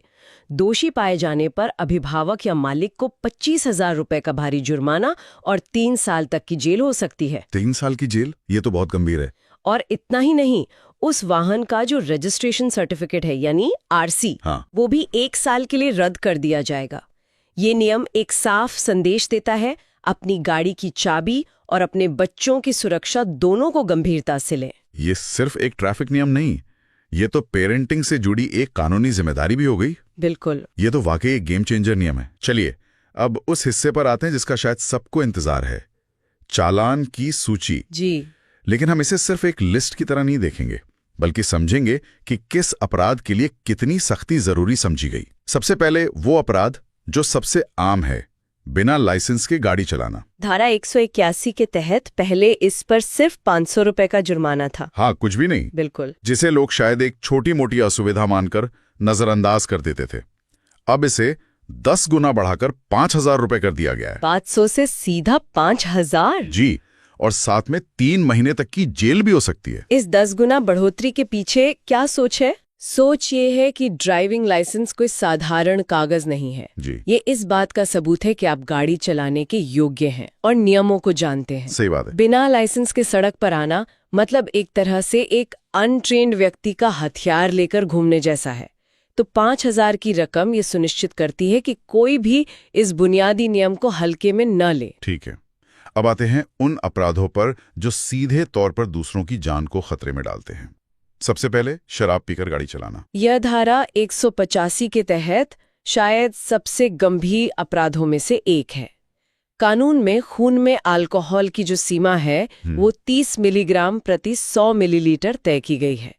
अगर कोई इससे ज्यादा नशे में पाया जाता है तो पहली बार पकड़े जाने पर 6 महीने तक की जेल और 10,000 रुपए का जुर्माना है। और अगर कोई ये गलती दोहराता है तो सजा और भी ज्यादा कड़ी हो जाती है। दूसरी बार पकड़े जाने पर 2 साल तक की जेल और 15,000 रुपए तक का जुर्माना हो सकता है। बाप रे। जी, इस मामले में कानून कोई नरमी नहीं बरतता, क्योंकि ये सीधे सीधे किसी के जान लेने का कारण बन सकता है। इसी से जुड़ा है एक खतरनाक तरीके से गाड़ी चलाना या रैश ड्राइविंग। इसमें और ओवर स्पीडिंग में क्या फर्क है? देखिए, धारा 183 जो है वो ओवर स्पीडिंग पर लागू होती है, यानी तय गति सीमा से तेज चलाना। हल्के मोटर वाहन जैसे कार या जीप के लिए ये जुर्माना 1,000 से 2,000 रुपए है। और भारी वाहनों के लिए? उनके लिए 2,000 से 4,000 रुपए तक। लेकिन धारा 184 यानी खतरनाक ड्राइविंग इससे कहीं ज्यादा गंभीर है। वो कैसे? इसमें सिर्फ तेज चलाना नहीं बल्कि दूसरों की जान जोखिम में डालकर चलाना शामिल है, जैसे गलत साइड से ओवरटेक करना या स्टंट करना। अच्छा, और इसकी सजा भी ज्यादा होगी फिर? बिल्कुल, पहली बार में 6 महीने से 1 साल की जेल और 1,000 से 5,000 तक का जुर्माना, और दूसरी बार ये अपराध करने पर 2 साल तक की जेल और 10,000 तक का जुर्माना हो सकता है। यहाँ एक पैटर्न साफ दिख रहा है। जहां दूसरों की जान को सीधा खतरा है वहां जेल का प्रावधान जरूर है। जी बिल्कुल। अब बात करते हैं उन नियमों की जो हमारी अपनी सुरक्षा के लिए है, लेकिन हम ही उन्हें सबसे ज्यादा नजरअंदाज करते हैं। हेलमेट और सीट बेल्ट। हेलमेट न पहनना अब बहुत महंगा पड़ सकता है। धारा 129 और 194B के तहत 1,000 रुपए का जुर्माना तो है ही, लेकिन जो ज्यादा बड़ी सजा है वो है ड्राइविंग लाइसेंस का 3 महीने के लिए सस्पेंड हो जाना। अरे, लाइसेंस ही सस्पेंड हो जाएगा? जी, और ये नियम 4 साल से ज्यादा उम्र के हर व्यक्ति पर लागू होता है, चाहे वो गाड़ी चला रहा हो या पीछे बैठा हो। लाइसेंस सस्पेंड होना तो जुर्माने से भी बड़ी बात है। एक तरह से आपकी गाड़ी चलाने की आजादी ही छीन ली जाती है। हाँ। क्या सीट बेल्ट के लिए भी इतनी ही सख्ती है? हेलमेट की तरह ही सीट बेल्ट भी एक जीवन रक्षक उपकरण है। धारा 194B के अनुसार सीट बेल्ट न लगाने पर 1000 रुपए का जुर्माना है। लोग अक्सर पिछली सीट पर बेल्ट लगाना जरूरी नहीं समझते, लेकिन कानूनन यह आगे और पीछे बैठने वाले दोनों के लिए अनिवार्य है। अब एक ऐसे अपराध की बात करते हैं जो कानूनी होने से ज्यादा एक सामाजिक और नैतिक अपराध है। कौन सा? एम्बुलेंस या फायर ब्रिगेड जैसी आपातकालीन गाड़ियों को रास्ता न देना। हाँ, ये तो बहुत ही असंवेदनशील हरकत है और अब गैर कानूनी भी। हम सब ने सड़कों पर देखा है कि कैसे लोग एम्बुलेंस के सायरन को अनसुना कर देते हैं। शायद इसी संवेदनहीनता को तोड़ने के लिए अब इस पर 10,000 रुपए का भारी जुर्माना लगाया गया है। 10,000 रुपए? जी, सोच ये है कि शायद आर्थिक चोट लोगों की अंतरात्मा को जगा सके। एक और बुनियादी नियम है जिसे लोग अक्सर भूल जाते हैं, गाड़ी का बीमा। इंश्योरेंस। बिना बीमा के गाड़ी चलाने पर क्या होता है? धारा 196 के तहत बिना बीमा के गाड़ी चलाना आपको बहुत महंगा पड़ सकता है, खासकर अगर कोई दुर्घटना हो जाए। पहली बार पकड़े जाने पर 3 महीने की जेल और 2,000 रुपए का जुर्माना है। और दूसरी बार में जुर्माना बढ़कर 4,000 रुपए हो जाता है। और ये जुर्माना तो कुछ भी नहीं है उस आर्थिक बोझ के सामने जो किसी दुर्घटना की स्थिति में बिना बीमा के उठाना पड़ सकता है। सही बात है। चलिए अब व्यावसायिक वाहनों की बात करते हैं। सड़कों पर अक्सर क्षमता से ज्यादा माल लादे हुए ट्रक दिखते हैं। ओवरलोडिंग पर क्या नियम है? ओवरलोडिंग सड़कों को तो नुकसान पहुंचाती ही है, साथ ही यह हादसों का एक बड़ा कारण भी है। इसलिए धारा 194 के तहत इस पर बहुत भारी जुर्माना है, 20,000 रुपए का एक मुश्त जुर्माना, और उसके ऊपर हर अतिरिक्त टन पर 2,000 रुपए का और जुर्माना। मतलब जितना ज्यादा ओवरलोड उतना बड़ा चालान। बिल्कुल। और अगर कोई ड्राइवर चालाकी दिखाते हुए अपनी गाड़ी का वजन करवाने से ही मना कर दे तो ये कानून की सीधी अवमानना मानी जाती है। अगर कोई ड्राइवर धारा 194(2) के तहत अपने वाहन को तुलवाने से इनकार करता है तो उस पर सीधा 40,000 रुपए का जुर्माना लगाया जा सकता है। 40,000? ये तो बहुत बड़ी रकम है। जी, ये संदेश देता है कि आप कानून से बच नहीं सकते। वाह। अब कुछ और महत्वपूर्ण धाराओं पर नजर डालते हैं जो परीक्षा के लिहाज से जरूरी है। गाड़ी चलाने की न्यूनतम आयु क्या है? धारा 4 के अनुसार 16 साल का व्यक्ति 50 सीसी तक की बिना गियर वाली मोटरसाइकिल चला सकता है। अच्छा, सिर्फ 50 सीसी तक? जी, लेकिन किसी भी अन्य वाहन जैसे गियर वाली बाइक या कार चलाने के लिए न्यूनतम आयु 18 वर्ष ही है। और क्या कोई ऐसी स्थिति है जिसमें पुलिस बिना वारंट के किसी ड्राइवर को गिरफ्तार कर सकती है? हाँ बिल्कुल, धारा 202(1) वर्दीधारी पुलिस अधिकारी को यह अधिकार देती है, लेकिन सिर्फ 3 खास और गंभीर स्थितियों में। कौन सी 3? पहली, खतरनाक ड्राइविंग, धारा 184। दूसरी, शराब पीकर गाड़ी चलाना, धारा 185।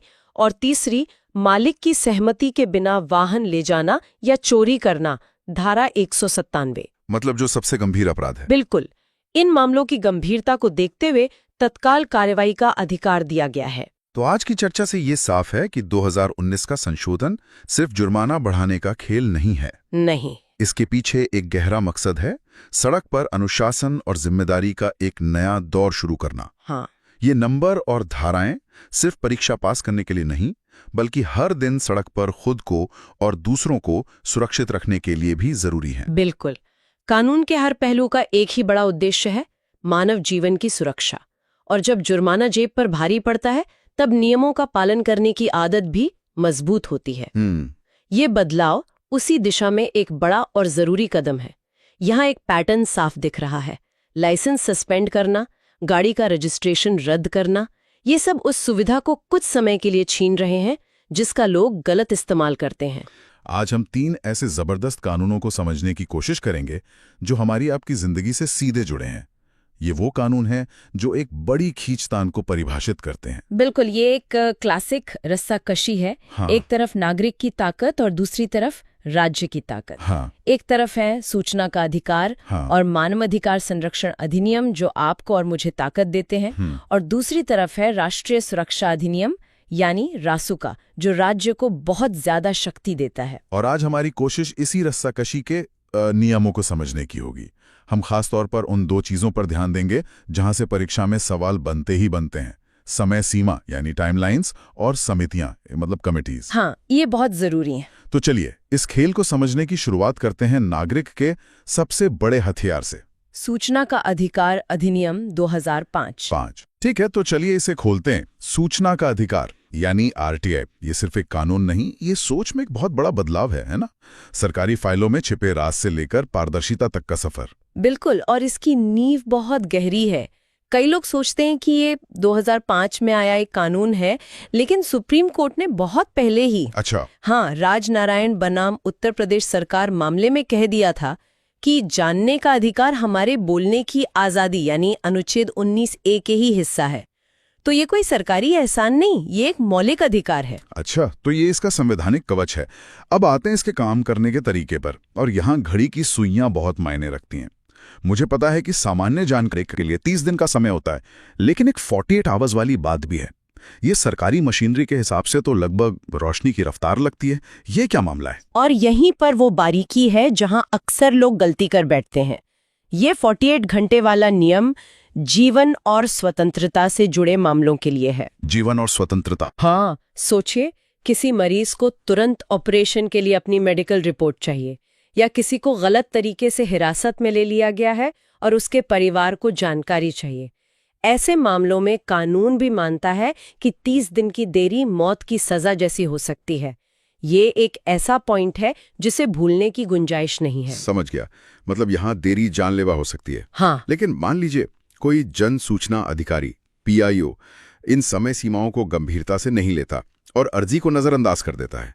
क्या इस कानून के पास कोई असली ताकत है? ताकत है, और वो सीधी जेब पर असर करती है। धारा 20 के तहत देरी करने वाले अधिकारी पर हर दिन के हिसाब से 250 रुपए का जुर्माना लगता है। हर दिन का? हर दिन का, जो कुल मिलाकर 25,000 रुपए तक जा सकता है।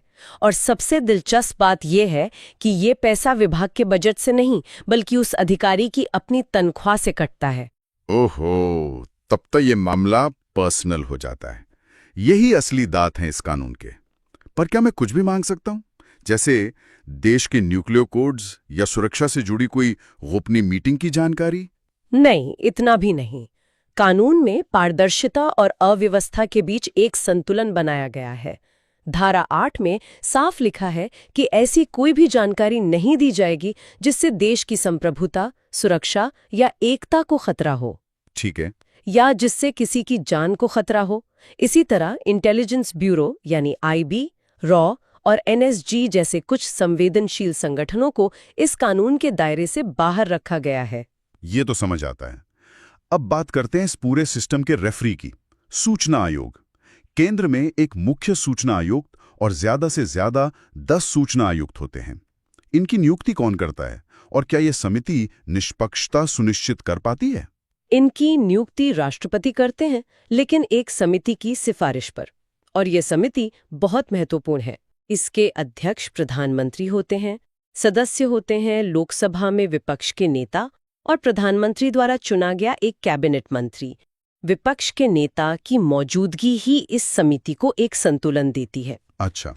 ये सुनिश्चित करने की कोशिश है कि आयोग सिर्फ सरकार का पक्ष ना ले। तो आरटीआई हमें सरकार से जानकारी खींचने का अधिकार देता है, लेकिन क्या हो अगर जानकारी मिलने के बाद पता चले कि हमारे किसी मानवाधिकार का ही हनन हुआ है?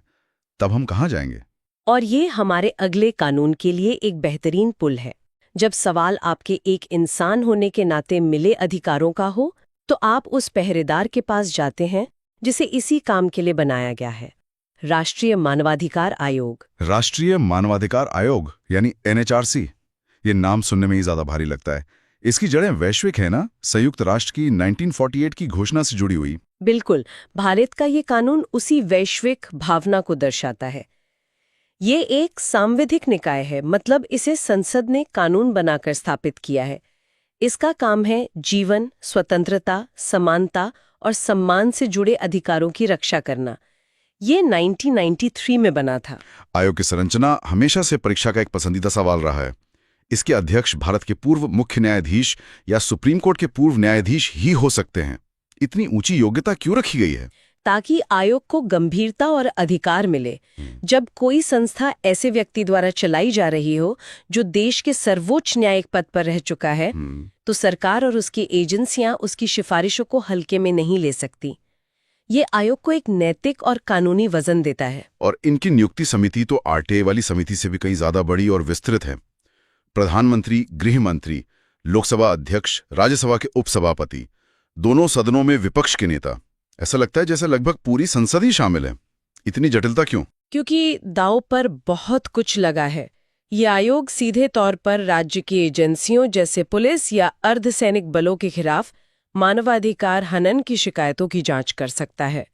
इसे इतनी बड़ी ताकत देने के लिए ये जरूरी है कि इसकी नियुक्ति में लगभग सभी की सहमति हो, ताकि इसे राजनीतिक रूप से ज्यादा निष्पक्ष बनाया जा सके। अब आते हैं इनके कार्यकाल पर। अध्यक्ष और सदस्यों का कार्यकाल 3 साल या 70 वर्ष की आयु तक होता है और वो दोबारा नियुक्ति के पात्र भी होते हैं। ये सूचना आयुक्तों से अलग है ना? हाँ, और ये एक महत्वपूर्ण अंतर है जिसे याद रखना चाहिए। लेकिन इससे भी ज्यादा महत्वपूर्ण है इन्हें हटाने की प्रक्रिया, जो बहुत ज्यादा कठोर है। कैसे? अध्यक्ष या सदस्य को सिर्फ राष्ट्रपति हटा सकते हैं, वो भी तब जब सुप्रीम कोर्ट की जांच में उन पर कदाचार या अक्षमता का आरोप साबित हो जाए। ये बहुत दिलचस्प है, खासकर राज्य मानवाधिकार आयोग के मामले में। जहां तक मुझे याद है, राज्य आयोग के सदस्यों की नियुक्ति तो राज्यपाल करते हैं। हाँ, लेकिन उन्हें हटाने का अधिकार सिर्फ और सिर्फ राष्ट्रपति के पास है। ऐसा क्यों? ये व्यवस्था आयोग की स्वतंत्रता को बचाने के लिए है। ये सुनिश्चित करता है कि कोई राज्य सरकार राजनीतिक कारणों से आयोग के सदस्यों पर दबाव न बना सके या उन्हें आसानी से हटा न सके। ये एक तरह का सुरक्षा कवच है। ठीक है, तो हमारे पास जानकारी पाने के लिए आरटीआई है और अपने अधिकारों की रक्षा के लिए एनएचआरसी। इससे एक ऐसे लोकतंत्र की तस्वीर बनती है जहां नागरिक बहुत सुरक्षित और शक्तिशाली हैं। लेकिन इस सिक्के का एक दूसरा पहलू भी है ना? एक ऐसा कानून जो इस पूरी कहानी को पलट देता है। बिल्कुल। अब तक हमने नागरिक की ताकत की बात की, अब बात करते हैं राज्य की सबसे बड़ी ताकत की। वो कानून जिसे अक्सर एक कठोर या ड्रकोनियन कानून कहा जाता है, राष्ट्रीय सुरक्षा अधिनियम 1980 यानी रासुका। रासुका, इसका नाम सुनते ही एक अलग सी तस्वीर दिमाग में बनती है। निवारक निरोध या प्रिवेंटिव डिटेंशन। इसे जरा आसान भाषा में समझाइए। ये सुनने में ऐसा लगता है कि किसी को उस अपराध के लिए सजा दी जा रही है जो उसने अभी तक किया ही नहीं है। आपकी समझ बिल्कुल सही है। ये दंडात्मक कानून नहीं, बल्कि निवारक कानून है। इसका मकसद सजा देना नहीं, बल्कि किसी को अपराध करने से रोकना है। रोकना? हाँ, सरकार को अगर ये शक होता है कि कोई व्यक्ति देश की सुरक्षा, विदेशी संबंधों या सार्वजनिक व्यवस्था के लिए खतरा बन सकता है, तो वो उसे अपराध करने से पहले ही हिरासत में ले सकती है। इसका संवैधानिक आधार अनुच्छेद 22 में है, जो राज्य को ऐसी शक्तियां देता है। और यहीं पर समय सीमा का पहलू डरावना हो जाता है। इस कानून के तहत किसी व्यक्ति को बिना किसी मुकदमे के कितने समय तक हिरासत में रखा जा सकता है? और ये वो संख्या है जिसे हर किसी को याद रखना चाहिए। अधिकतम 12 महीने। 12 महीने? 1 साल, बिना किसी औपचारिक आरोप के, बिना अदालत में मुकदमा चले। 1 साल? ये तो बहुत लंबा समय। इसकी प्रक्रिया क्या है?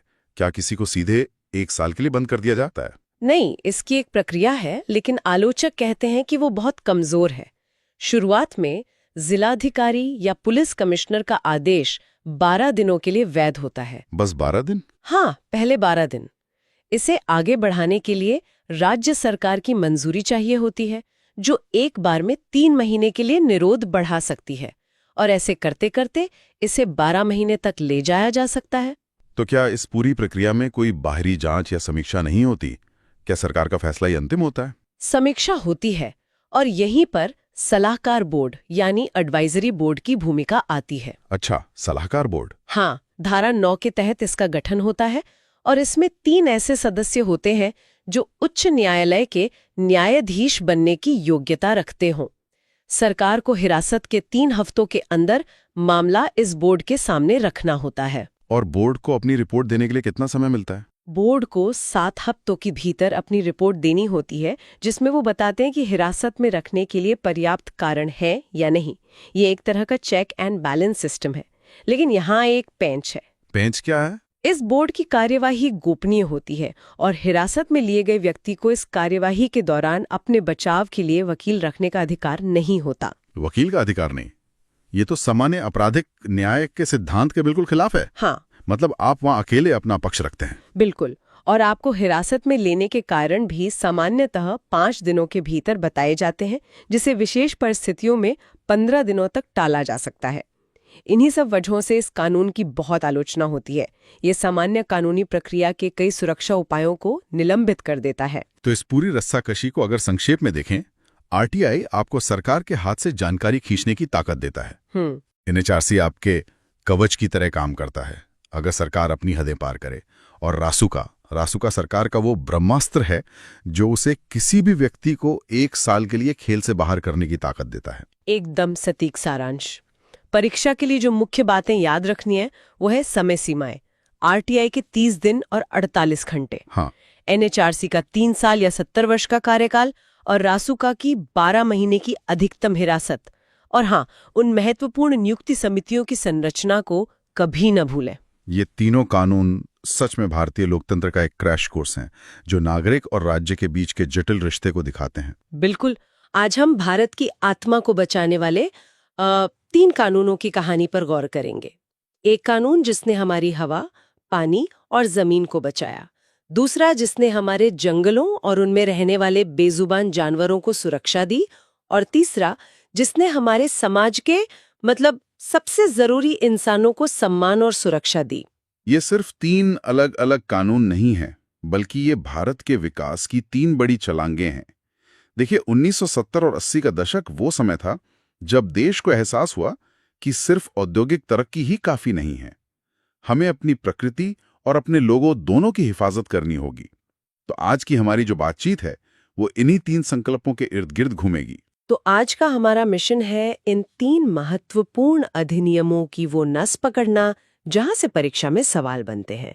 पर्यावरण संरक्षण अधिनियम 1986, वन्यजीव संरक्षण अधिनियम 1972 और अनुसूचित जाति एवं जनजाति अत्याचार निवारण अधिनियम 1989। हम जानेंगे कि ये क्यों बने, इनका सबसे बड़ा असर क्या हुआ और परीक्षा के लिए क्या याद रखना है। ठीक है, तो चलिए इसे खोलते हैं। शुरुआत करते हैं पर्यावरण संरक्षण अधिनियम 1986 से। मुझे इसका एक निकनेम बड़ा दिलचस्प लगता है, छाताधारी कानून या अम्ब्रेला एक्ट। आखिर एक कानून को छाता क्यों कहेंगे? इसके पीछे की कहानी क्या है? ये नाम इसे इसकी ताकत की वजह से मिला है। देखिए, 1986 से पहले पर्यावरण को लेकर कई छोटे मोटे कानून थे। जल प्रदूषण के लिए अलग, वायु प्रदूषण के लिए अलग। ये कानून एक बड़े छाते की तरह आया जिसने उन सभी कानूनों को एक तरह से अपने दायरे में ले लिया और केंद्र सरकार को पर्यावरण से जुड़े किसी भी मुद्दे पर नियम बनाने की बेहिसाब शक्ति दे दी। क्यों पड़ी? 1986 में ऐसा क्या हुआ कि सरकार को अचानक इतने बड़े और शक्तिशाली कानून की जरूरत महसूस हुई? इसके पीछे 2 बड़ी वजह थी, एक अंतर्राष्ट्रीय और एक राष्ट्रीय। अंतर्राष्ट्रीय वजह थी 1972 में स्टॉकहोम में हुआ संयुक्त राष्ट्र का मानव पर्यावरण सम्मेलन। भारत ने उसमें हिस्सा लिया था और वादा किया था कि वो अपने देश में पर्यावरण की सुरक्षा के लिए कड़े कदम उठाएगा। लेकिन जो असली ट्रिगर था वो हमारे देश की ही एक बहुत बड़ी त्रासदी थी, 1984 की भोपाल गैस त्रासदी। बिल्कुल।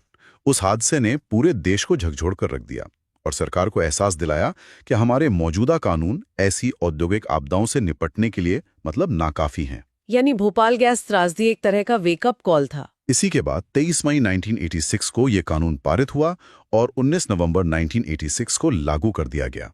और सोचने वाली बात यह है कि ये पूरा कानून सिर्फ 4 अध्यायों और 26 धाराओं में सिमटा हुआ है। आज के लिहाज से तो ये बहुत छोटा लगता है, बिल्कुल, लेकिन यही इसकी ताकत थी। एक छोटा मगर बेहद शक्तिशाली कानून जो देश में पर्यावरण से जुड़े हर पहलू पर लागू हो सकता था। इसे संविधान के अनुच्छेद 253 के तहत बनाया गया था। अच्छा। जो सरकार को अंतर्राष्ट्रीय संधियों को लागू करने के लिए कानून बनाने की शक्ति देता है। इस कानून का सबसे बड़ा और शायद सबसे ज्यादा चर्चित नतीजा रहा है एक खास संस्था का बनना, राष्ट्रीय हरित प्राधिकरण यानी एनजीटी। हाँ, एनजीटी यानी नेशनल ग्रीन ट्रिब्यूनल। इसकी स्थापना इसी कानून की धारा 3 के तहत 18 अक्टूबर 2010 को की गई। ये एक बहुत बड़ा कदम था। एनजीटी के बनने के साथ ही भारत, ऑस्ट्रेलिया और न्यूजीलैंड के बाद दुनिया का तीसरा ऐसा देश बन गया जिसके पास पर्यावरण के मामलों के लिए एक समर्पित अदालत थी। और किसी विकासशील देश के लिए तो ये पहली बार था। जी, ये पहला विकासशील देश था। से जुड़े मामलों में वाकई तेजी आई है। या फिर ये भी हमारी बाकी अदालतों की तरह मतलब तारीखों के बोझ तले दबा है? देखिए, कानूनन तो एनजीटी को 6 महीने के अंदर फैसला देना होता है, जो अपने आप में एक क्रांतिकारी बात है। 6 महीने? हाँ, और इसकी एक और खास बात है कि ये सामान्य अदालतों की तरह सिविल प्रक्रिया संहिता 1908 से बंधा हुआ नहीं है। ये प्राकृतिक न्याय के सिद्धांतों पर काम करता है। अच्छा, इसका क्या मतलब हुआ? इसका मतलब है कि प्रक्रिया से ज्यादा जरूरी न्याय है। इसने निश्चित रूप से कई मामलों में तेजी लाई है। इसका मुख्यालय दिल्ली में है और भोपाल, पुणे, कोलकाता, चेन्नई में इसके क्षेत्रीय कार्यालय हैं, ताकि पूरे देश के मामले सुने जा सकें। और अगर कोई इन नियमों को नहीं मानता तो सजा का क्या प्रावधान है? क्योंकि बिना सजा के डर के कानून का पालन करवाना मुश्किल है। सजा भी काफी सख्त है। धारा 15 के मुताबिक अगर कोई इस कानून का उल्लंघन करता है तो उसे 5 साल तक की कैद या 1 लाख रुपए तक का जुर्माना, या दोनों हो सकते हैं। या दोनों हो सकते हैं, बिल्कुल। और मजेदार बात यह है कि अगर उल्लंघन जारी रहता है तो हर दिन के लिए 5,000 रुपए का अतिरिक्त जुर्माना भी लग सकता है। हर दिन के लिए? हाँ, और अगर कोई 1 साल से ज्यादा समय तक नियम तोड़ता रहा तो सजा बढ़कर 7 साल तक हो सकती है। तो 1986 में हमने हवा, पानी, जमीन यानी पूरे पर्यावरण को बचाने के लिए एक छाता बना लिया। लेकिन इस छाते के नीचे जो सबसे कीमती चीज थी, हमारे जानवर, उन्हें बचाने की कहानी तो इससे भी 14 साल पहले 1972 में ही शुरू हो चुकी थी। यहीं पर परीक्षार्थियों के लिए एक क्लासिक ईयर ट्रैप है। वन्यजीव अधिनियम 1972 में और पर्यावरण अधिनियम 1986 में। ये बहुत जरूरी पॉइंट है। अक्सर इन दोनों के साल आपस में कंफ्यूज कर दिए जाते हैं। 1972 का ये कानून इसलिए भी एक मील का पत्थर था क्योंकि इसने जानवरों के संरक्षण को एक राष्ट्रीय मुद्दा बना दिया। इससे पहले जंगल और जानवर राज्यों का विषय हुआ करते थे। लेकिन 1976 में 42वां संविधान संशोधन के जरिए वन और वन्यजीव को राज्य सूची से निकालकर समवर्ती सूची यानी कॉन्करेंट लिस्ट में डाल दिया गया। 1 मिनट, इसे थोड़ा आसान भाषा में समझाते हैं। समवर्ती सूची में डालने का मतलब क्या हुआ?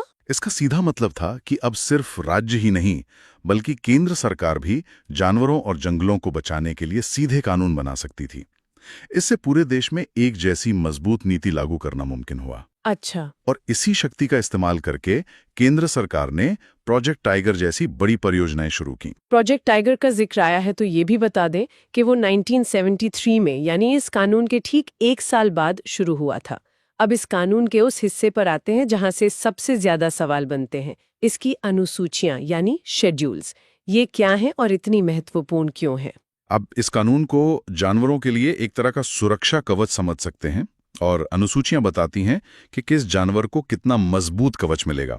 2022 में हुए संशोधन के बाद अब इसमें 4 अनुसूचियां हैं। 4? पहले 6 थी, है ना? जी, पहले 6 थी, अब 4 हैं। अनुसूची आई में वो जानवर हैं जिन्हें वीवीआईपी सुरक्षा मिली हुई है। इन्हें मारना या इनका शिकार करना सबसे गंभीर अपराध है, जैसे बाघ, हाथी, गेंडा। अनुसूची 2 में भी उच्च सुरक्षा वाले जानवर हैं, लेकिन सजा थोड़ी कम है। अनुसूची 3 पौधों की प्रजातियों के लिए हैं जिन्हें सुरक्षा की जरूरत है, और अनुसूची 4 उन प्रजातियों के लिए हैं जो साइट्स नाम की अंतर्राष्ट्रीय संधि के तहत संरक्षित हैं। और शिकार की परिभाषा भी सिर्फ गोली मारने तक सीमित नहीं है ना? धारा 216 में इसकी परिभाषा बहुत व्यापक रखी गई है। बिल्कुल। कानून की नजर में किसी जंगली जानवर को पकड़ना, फंदे में फंसाना, जहर देना, उसे घायल करना या यहां तक कि किसी पक्षी के घोंसले को तोड़ना या उसके अंडे चुराना भी शिकारी माना जाएगा। मतलब कोई लूपहोल नहीं छोड़ा। जी, ये परिभाषा इसलिए इतनी विस्तृत रखी गई ताकि कोई लूपहोल ना बचे। इस कानून ने सिर्फ नियम ही नहीं बनाए बल्कि 2 बहुत बड़ी संस्थाओं को भी जन्म दिया। पहली, राष्ट्रीय वन्य जीव बोर्ड NBWL, जिसकी कमान सीधे प्रधानमंत्री के हाथ में होती है, जो दिखाता है कि इसे कितनी अहमियत दी गई है। सही बात है। और दूसरी, राष्ट्रीय बाघ संरक्षण प्राधिकरण NTCA, जो खास तौर पर बाघों को बचाने का काम करती है और इसके अध्यक्ष पर्यावरण मंत्री होते हैं। ये दोनों ही संस्थाएं परीक्षा के नजरिए से बहुत जरूरी हैं। अक्सर इनके अध्यक्ष या इनके गठन से जुड़े सवाल पूछे जाते हैं। अब आते हैं सजा पर। अनुसूची 1 या 2 के किसी जानवर का शिकार करने पर सजा क्या है? सुनने में तो काफी कठोर लगती है। हाँ, धारा 51 के अनुसार पहली बार ऐसा अपराध करने पर कम से कम 3 साल और अधिकतम 7 साल की जेल हो सकती है, और जुर्माना भी 10,000 रुपए से कम नहीं होगा। अच्छा। और अगर कोई दोबारा यही गलती करता है तो जेल तो 3 से 7 साल की ही रहेगी, लेकिन जुर्माना बढ़कर 25,000 रुपए हो जाएगा। और अगर अपराध किसी टाइगर रिजर्व के कोर एरिया में किया गया हो तब तो सजा और भी ज्यादा सख्त हो जाती है। तो हमने प्रकृति को बचाने की बात कर ली, जानवरों को बचाने की भी, लेकिन अब हम एक ऐसे कानून की ओर बढ़ रहे हैं जो समाज के भीतर की सबसे गहरी और एक तरह से दर्दनाक सच्चाई से जुड़ा है। हम प्रकृति के संरक्षण से सामाजिक न्याय के क्षेत्र में प्रवेश कर रहे हैं। SC/ST act 1989। ये कानून अपने आप में बहुत खास है। इसे समझने के लिए सबसे पहले ये समझना होगा कि कानून की नज़र में अत्याचार यानी एट्रोसिटी क्या है। हम अक्सर अत्याचार का मतलब मारपीट या शारीरिक हिंसा से लगाते हैं, लेकिन ये कानून बताता है कि अत्याचार का असली मतलब है किसी व्यक्ति के सम्मान पर हमला करना, उसकी गरिमा को ठेस पहुंचाना। इसकी धारा 3 में अपराधों की एक बहुत लंबी लिस्ट दी गई है जो वाकई आंखें खोलने वाली है। इसमें कुछ ऐसे काम भी अपराध माने गए हैं जिनके बारे में शायद हम सोच भी नहीं सकते। बिल्कुल, जैसे किसी SC/ST समुदाय के व्यक्ति को कोई गंदी या ना खाने लायक चीज खाने पीने पर मजबूर करना, या फिर जूतों की माला पहनाना, उसे निर्वस्त्र करके घुमाना। ये सब शारीरिक चोट से ज्यादा आत्मसम्मान पर हमला है। सही बात है। इसी तरह उनकी जमीन पर अवैध कब्जा करना या उन्हें वोट डालने से रोकना भी अत्याचार है। इसमें किसी SC/ST महिला के सम्मान को ठेस पहुंचाने या उनका यौन शोषण करने जैसे गंभीर अपराध भी शामिल हैं। जी, यहाँ तक कि उनके इस्तेमाल के कुएं या तालाब को गंदा करना भी इसी कानून के तहत एक गंभीर अपराध है। ये लिस्ट दिखाती है कि कानून सिर्फ हिंसा को नहीं बल्कि उस मानसिकता को भी निशाना बना रहा है जो भेदभाव को जन्म देती है। और इसीलिए सजा भी बहुत कठोर है। ज्यादातर मामलों में कम से कम 6 महीने से लेके 5 साल तक की सजा और जुर्माना है, लेकिन कुछ मामलों में ये सजा मौत तक भी जा सकती है। मौत तक? जी, जैसे अगर किसी व्यक्ति के झूठे सबूत की वजह से किसी निर्दोष SC/ST व्यक्ति को फांसी की सजा हो जाती है, तो झूठा सबूत देने वाले व्यक्ति को भी मृत्युदंड दिया जा सकता है। ये तो बहुत ही गंभीर प्रावधान है। अब बात करते हैं कानूनी प्रक्रिया की। अक्सर कहा जाता है कि न्याय मिलने में देरी होना भी अन्याय है। जी, इस कानून में इस समस्या से निपटने के लिए क्या व्यवस्था की गई है? यहीं पर धारा 14 का महत्व सामने आता है। त्वरित न्याय के लिए ये धारा हर जिले में एक विशेष न्यायालय मतलब स्पेशल कोर्ट की स्थापना का आदेश देती है। अच्छा। और इसके लिए अलग से अदालत बनाने की जरूरत नहीं। राज्य सरकार किसी मौजूदा सत्र न्यायालय यानी सेशंस कोर्ट को ही विशेष न्यायालय का दर्जा दे देती है, ताकि इन मामलों की सुनवाई प्राथमिकता के आधार पर और तेजी से हो सके। बिल्कुल। इस कानून का एक और पहलू है जो अक्सर चर्चा में रहता है, अग्रिम जमानत यानी एंटिसिपेटरी बेल का न मिलना। धारा 18 इस पर रोक लगाती है। इसका क्या मतलब है? इसका मतलब है कि अगर किसी व्यक्ति पर इस एक्ट के तहत FIR दर्ज होती है तो वो गिरफ्तारी से पहले जमानत के लिए अर्जी नहीं दे सकता। उसे पहले गिरफ्तार होना होगा, उसके बाद ही वो नियमित जमानत के लिए अपील कर सकता है। यह प्रावधान कानून को और मजबूत बनाने और पीड़ितों को तुरंत सुरक्षा देने के लिए डाला गया था, ताकि आरोपी अपने प्रभाव का इस्तेमाल कर जांच को प्रभावित ना कर सके। हालांकि इस पर काफी बहस भी होती रही है। बिल्कुल, और इसी से जुड़ा 2018 का संशोधन भी बहुत महत्वपूर्ण है। सुप्रीम कोर्ट के एक फैसले के बाद सरकार ने ये संशोधन किया था जिसमें तत्काल गिरफ्तारी के प्रावधान को फिर से मजबूत किया गया। हाँ, उस संशोधन ने ये साफ कर दिया कि इस कानून के तहत FIR दर्ज करने से पहले किसी शुरुआती जांच की जरूरत नहीं है और न ही गिरफ्तारी के लिए किसी वरिष्ठ पुलिस अधिकारी की अनुमति की जरूरत है। जी बिल्कुल। तो इस सब का क्या मतलब है? आज हमने 3 दशकों में फैले 3 बड़े कानूनों को समझा, वन्यजीव अधिनियम 72, पर्यावरण अधिनियम 86 और SC/ST अधिनियम 89। एक बात जो साफ है वो ये कि ये कानून सिर्फ कागज के टुकड़े नहीं है, ये भारत की बदलती सोच का आईना है। और परीक्षा के लिए ईयर ट्रैप हमेशा याद रखना है। पहले जानवर 1972, फिर पूरा पर्यावरण 1986। बिल्कुल। पर्यावरण और वन्यजीव कानूनों में NGT, NBWL, NTCA जैसी संस्थाओं पर खास ध्यान देना है। ये कब बनी, इनके अध्यक्ष कौन होते हैं और इनका काम क्या है। और SC/ST एक्ट में धारा 3 में अत्याचार की व्यापक परिभाषा और धारा 14 में विशेष न्यायालय का प्रावधान सबसे जरूरी है। और हाँ, इस एक्ट से जुड़े सवाल अक्सर सीधे नहीं होते, केस स्टडी पर आधारित होते हैं। सही का। आपको एक स्थिति दी जाएगी और पूछा जाएगा कि क्या ये इस कानून के तहत अपराध है। आज हम 3 बहुत ही दिलचस्प कानूनों पर बात करेंगे। ये तीनों कानून दिखाते हैं कि कैसे कानून 3 अलग-अलग मैदानों पर एक संतुलन बनाने की कोशिश करता है। बिल्कुल। हम बात करेंगे भ्रष्टाचार निवारण अधिनियम 1988 की, सूचना प्रौद्योगिकी अधिनियम 2000 मतलब हमारा साइबर कानून, और भूमि अधिग्रहण अधिनियम 2013 की। और ये संतुलन आज के दौर में बहुत जरूरी भी है। एक तरफ है भ्रष्टाचार जिस पर लगाम कसनी है, तो दूसरी तरफ डिजिटल दुनिया के नए खतरे हैं, और साथ ही ये भी देखना है कि विकास की दौड़ में किसी के अधिकार न छिन जाएं। बिल्कुल सही। तो चलिए शुरुआत करते हैं भ्रष्टाचार निवारण अधिनियम 1988 से। नाम तो इसका एकदम साफ है, करप्शन को रोकना। लेकिन इस कानून में सबसे दिलचस्प बात है इसकी पकड़। मतलब ये लोक सेवक या पब्लिक सर्वेंट आखिर है कौन, इसकी परिभाषा क्या है? यही इस कानून की नींव है, और धारा 2C में ये परिभाषा मतलब जानबूझकर बहुत बड़ी रखी गई है। अच्छा। हाँ, इसमें सिर्फ वो लोग नहीं आते जो सरकार से तनख्वाह या कमीशन लेते हैं। 1 मिनट, तो मतलब सिर्फ सरकारी बाबू या अफसर ही नहीं, और कौन कौन आता है इसमें? इसमें कोई भी जज, कोर्ट से जुड़ा कोई भी अधिकारी जैसे लिक्विडेटर या रिसीवर, वो सब लोक सेवक हैं। यहाँ तक कि सरकारी कंट्रोल वाली किसी भी कंपनी या सोसाइटी का कर्मचारी वो भी लोक सेवक है। और तो और जो व्यक्ति वोटर लिस्ट बनाने का काम कर रहा है वो भी है। अरे वाह, इसका मतलब ये हुआ कि अगर किसी सरकारी यूनिवर्सिटी का प्रोफेसर भी फंड का गलत इस्तेमाल करे तो उस पर भी ये एक्ट लगेगा। आपने बिल्कुल सही पकड़ा। किसी यूनिवर्सिटी के वाइस चांसलर, प्रोफेसर, टीचर या फिर किसी कोऑपरेटिव सोसाइटी के अध्यक्ष और कर्मचारी भी सब इसके दायरे में आते हैं। लेकिन ये परिभाषा इतनी ज्यादा बड़ी क्यों रखी गई है? सोच ये थी कि भ्रष्टाचार सिर्फ बड़े दफ्तरों तक सीमित नहीं है। जहां भी जनता का पैसा या भरोसा जुड़ा है, चाहे वो एक यूनिवर्सिटी हो या सहकारी बैंक, वहां जवाबदेही होनी ही चाहिए। ये तो बहुत जरूरी बात है। अब आते हैं इस कानून के दिल पर, धारा 7 जो रिश्वत लेने के बारे में है।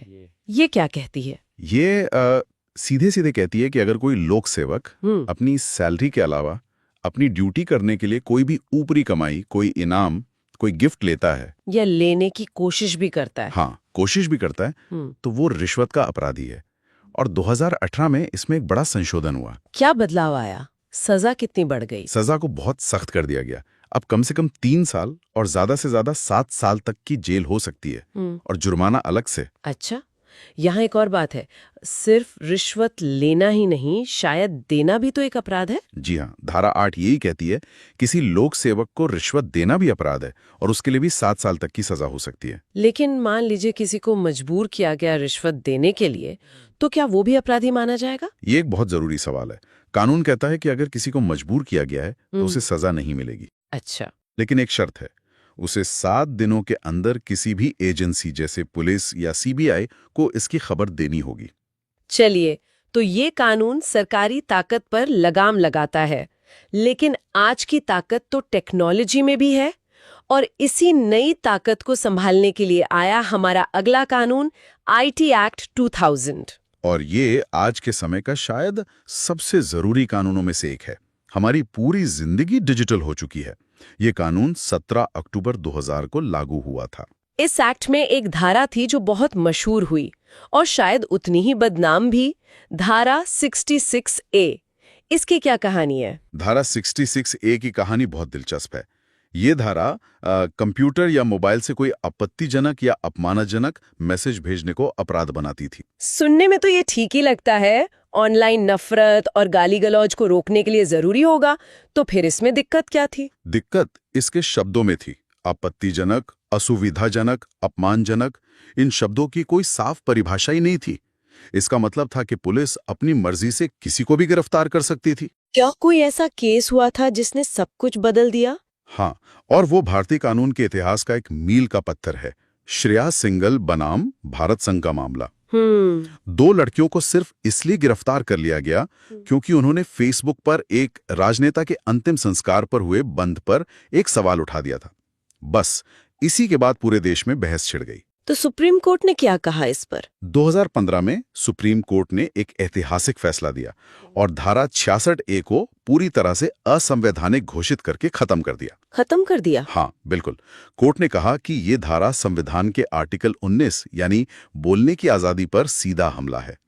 इसका गलत इस्तेमाल हो सकता है लोगों की आवाज दबाने के लिए। और यहीं पर हमारे लिसनर्स के लिए एक बहुत जरूरी अलर्ट है। जी। पिछले सालों के सवालों में, जैसे स्रोत में दिए गए प्रश्न संख्या 4 और 6 को देखें तो धारा 66A के बारे में पूछा गया है। तो याद रखें, ये अब असंवैधानिक है।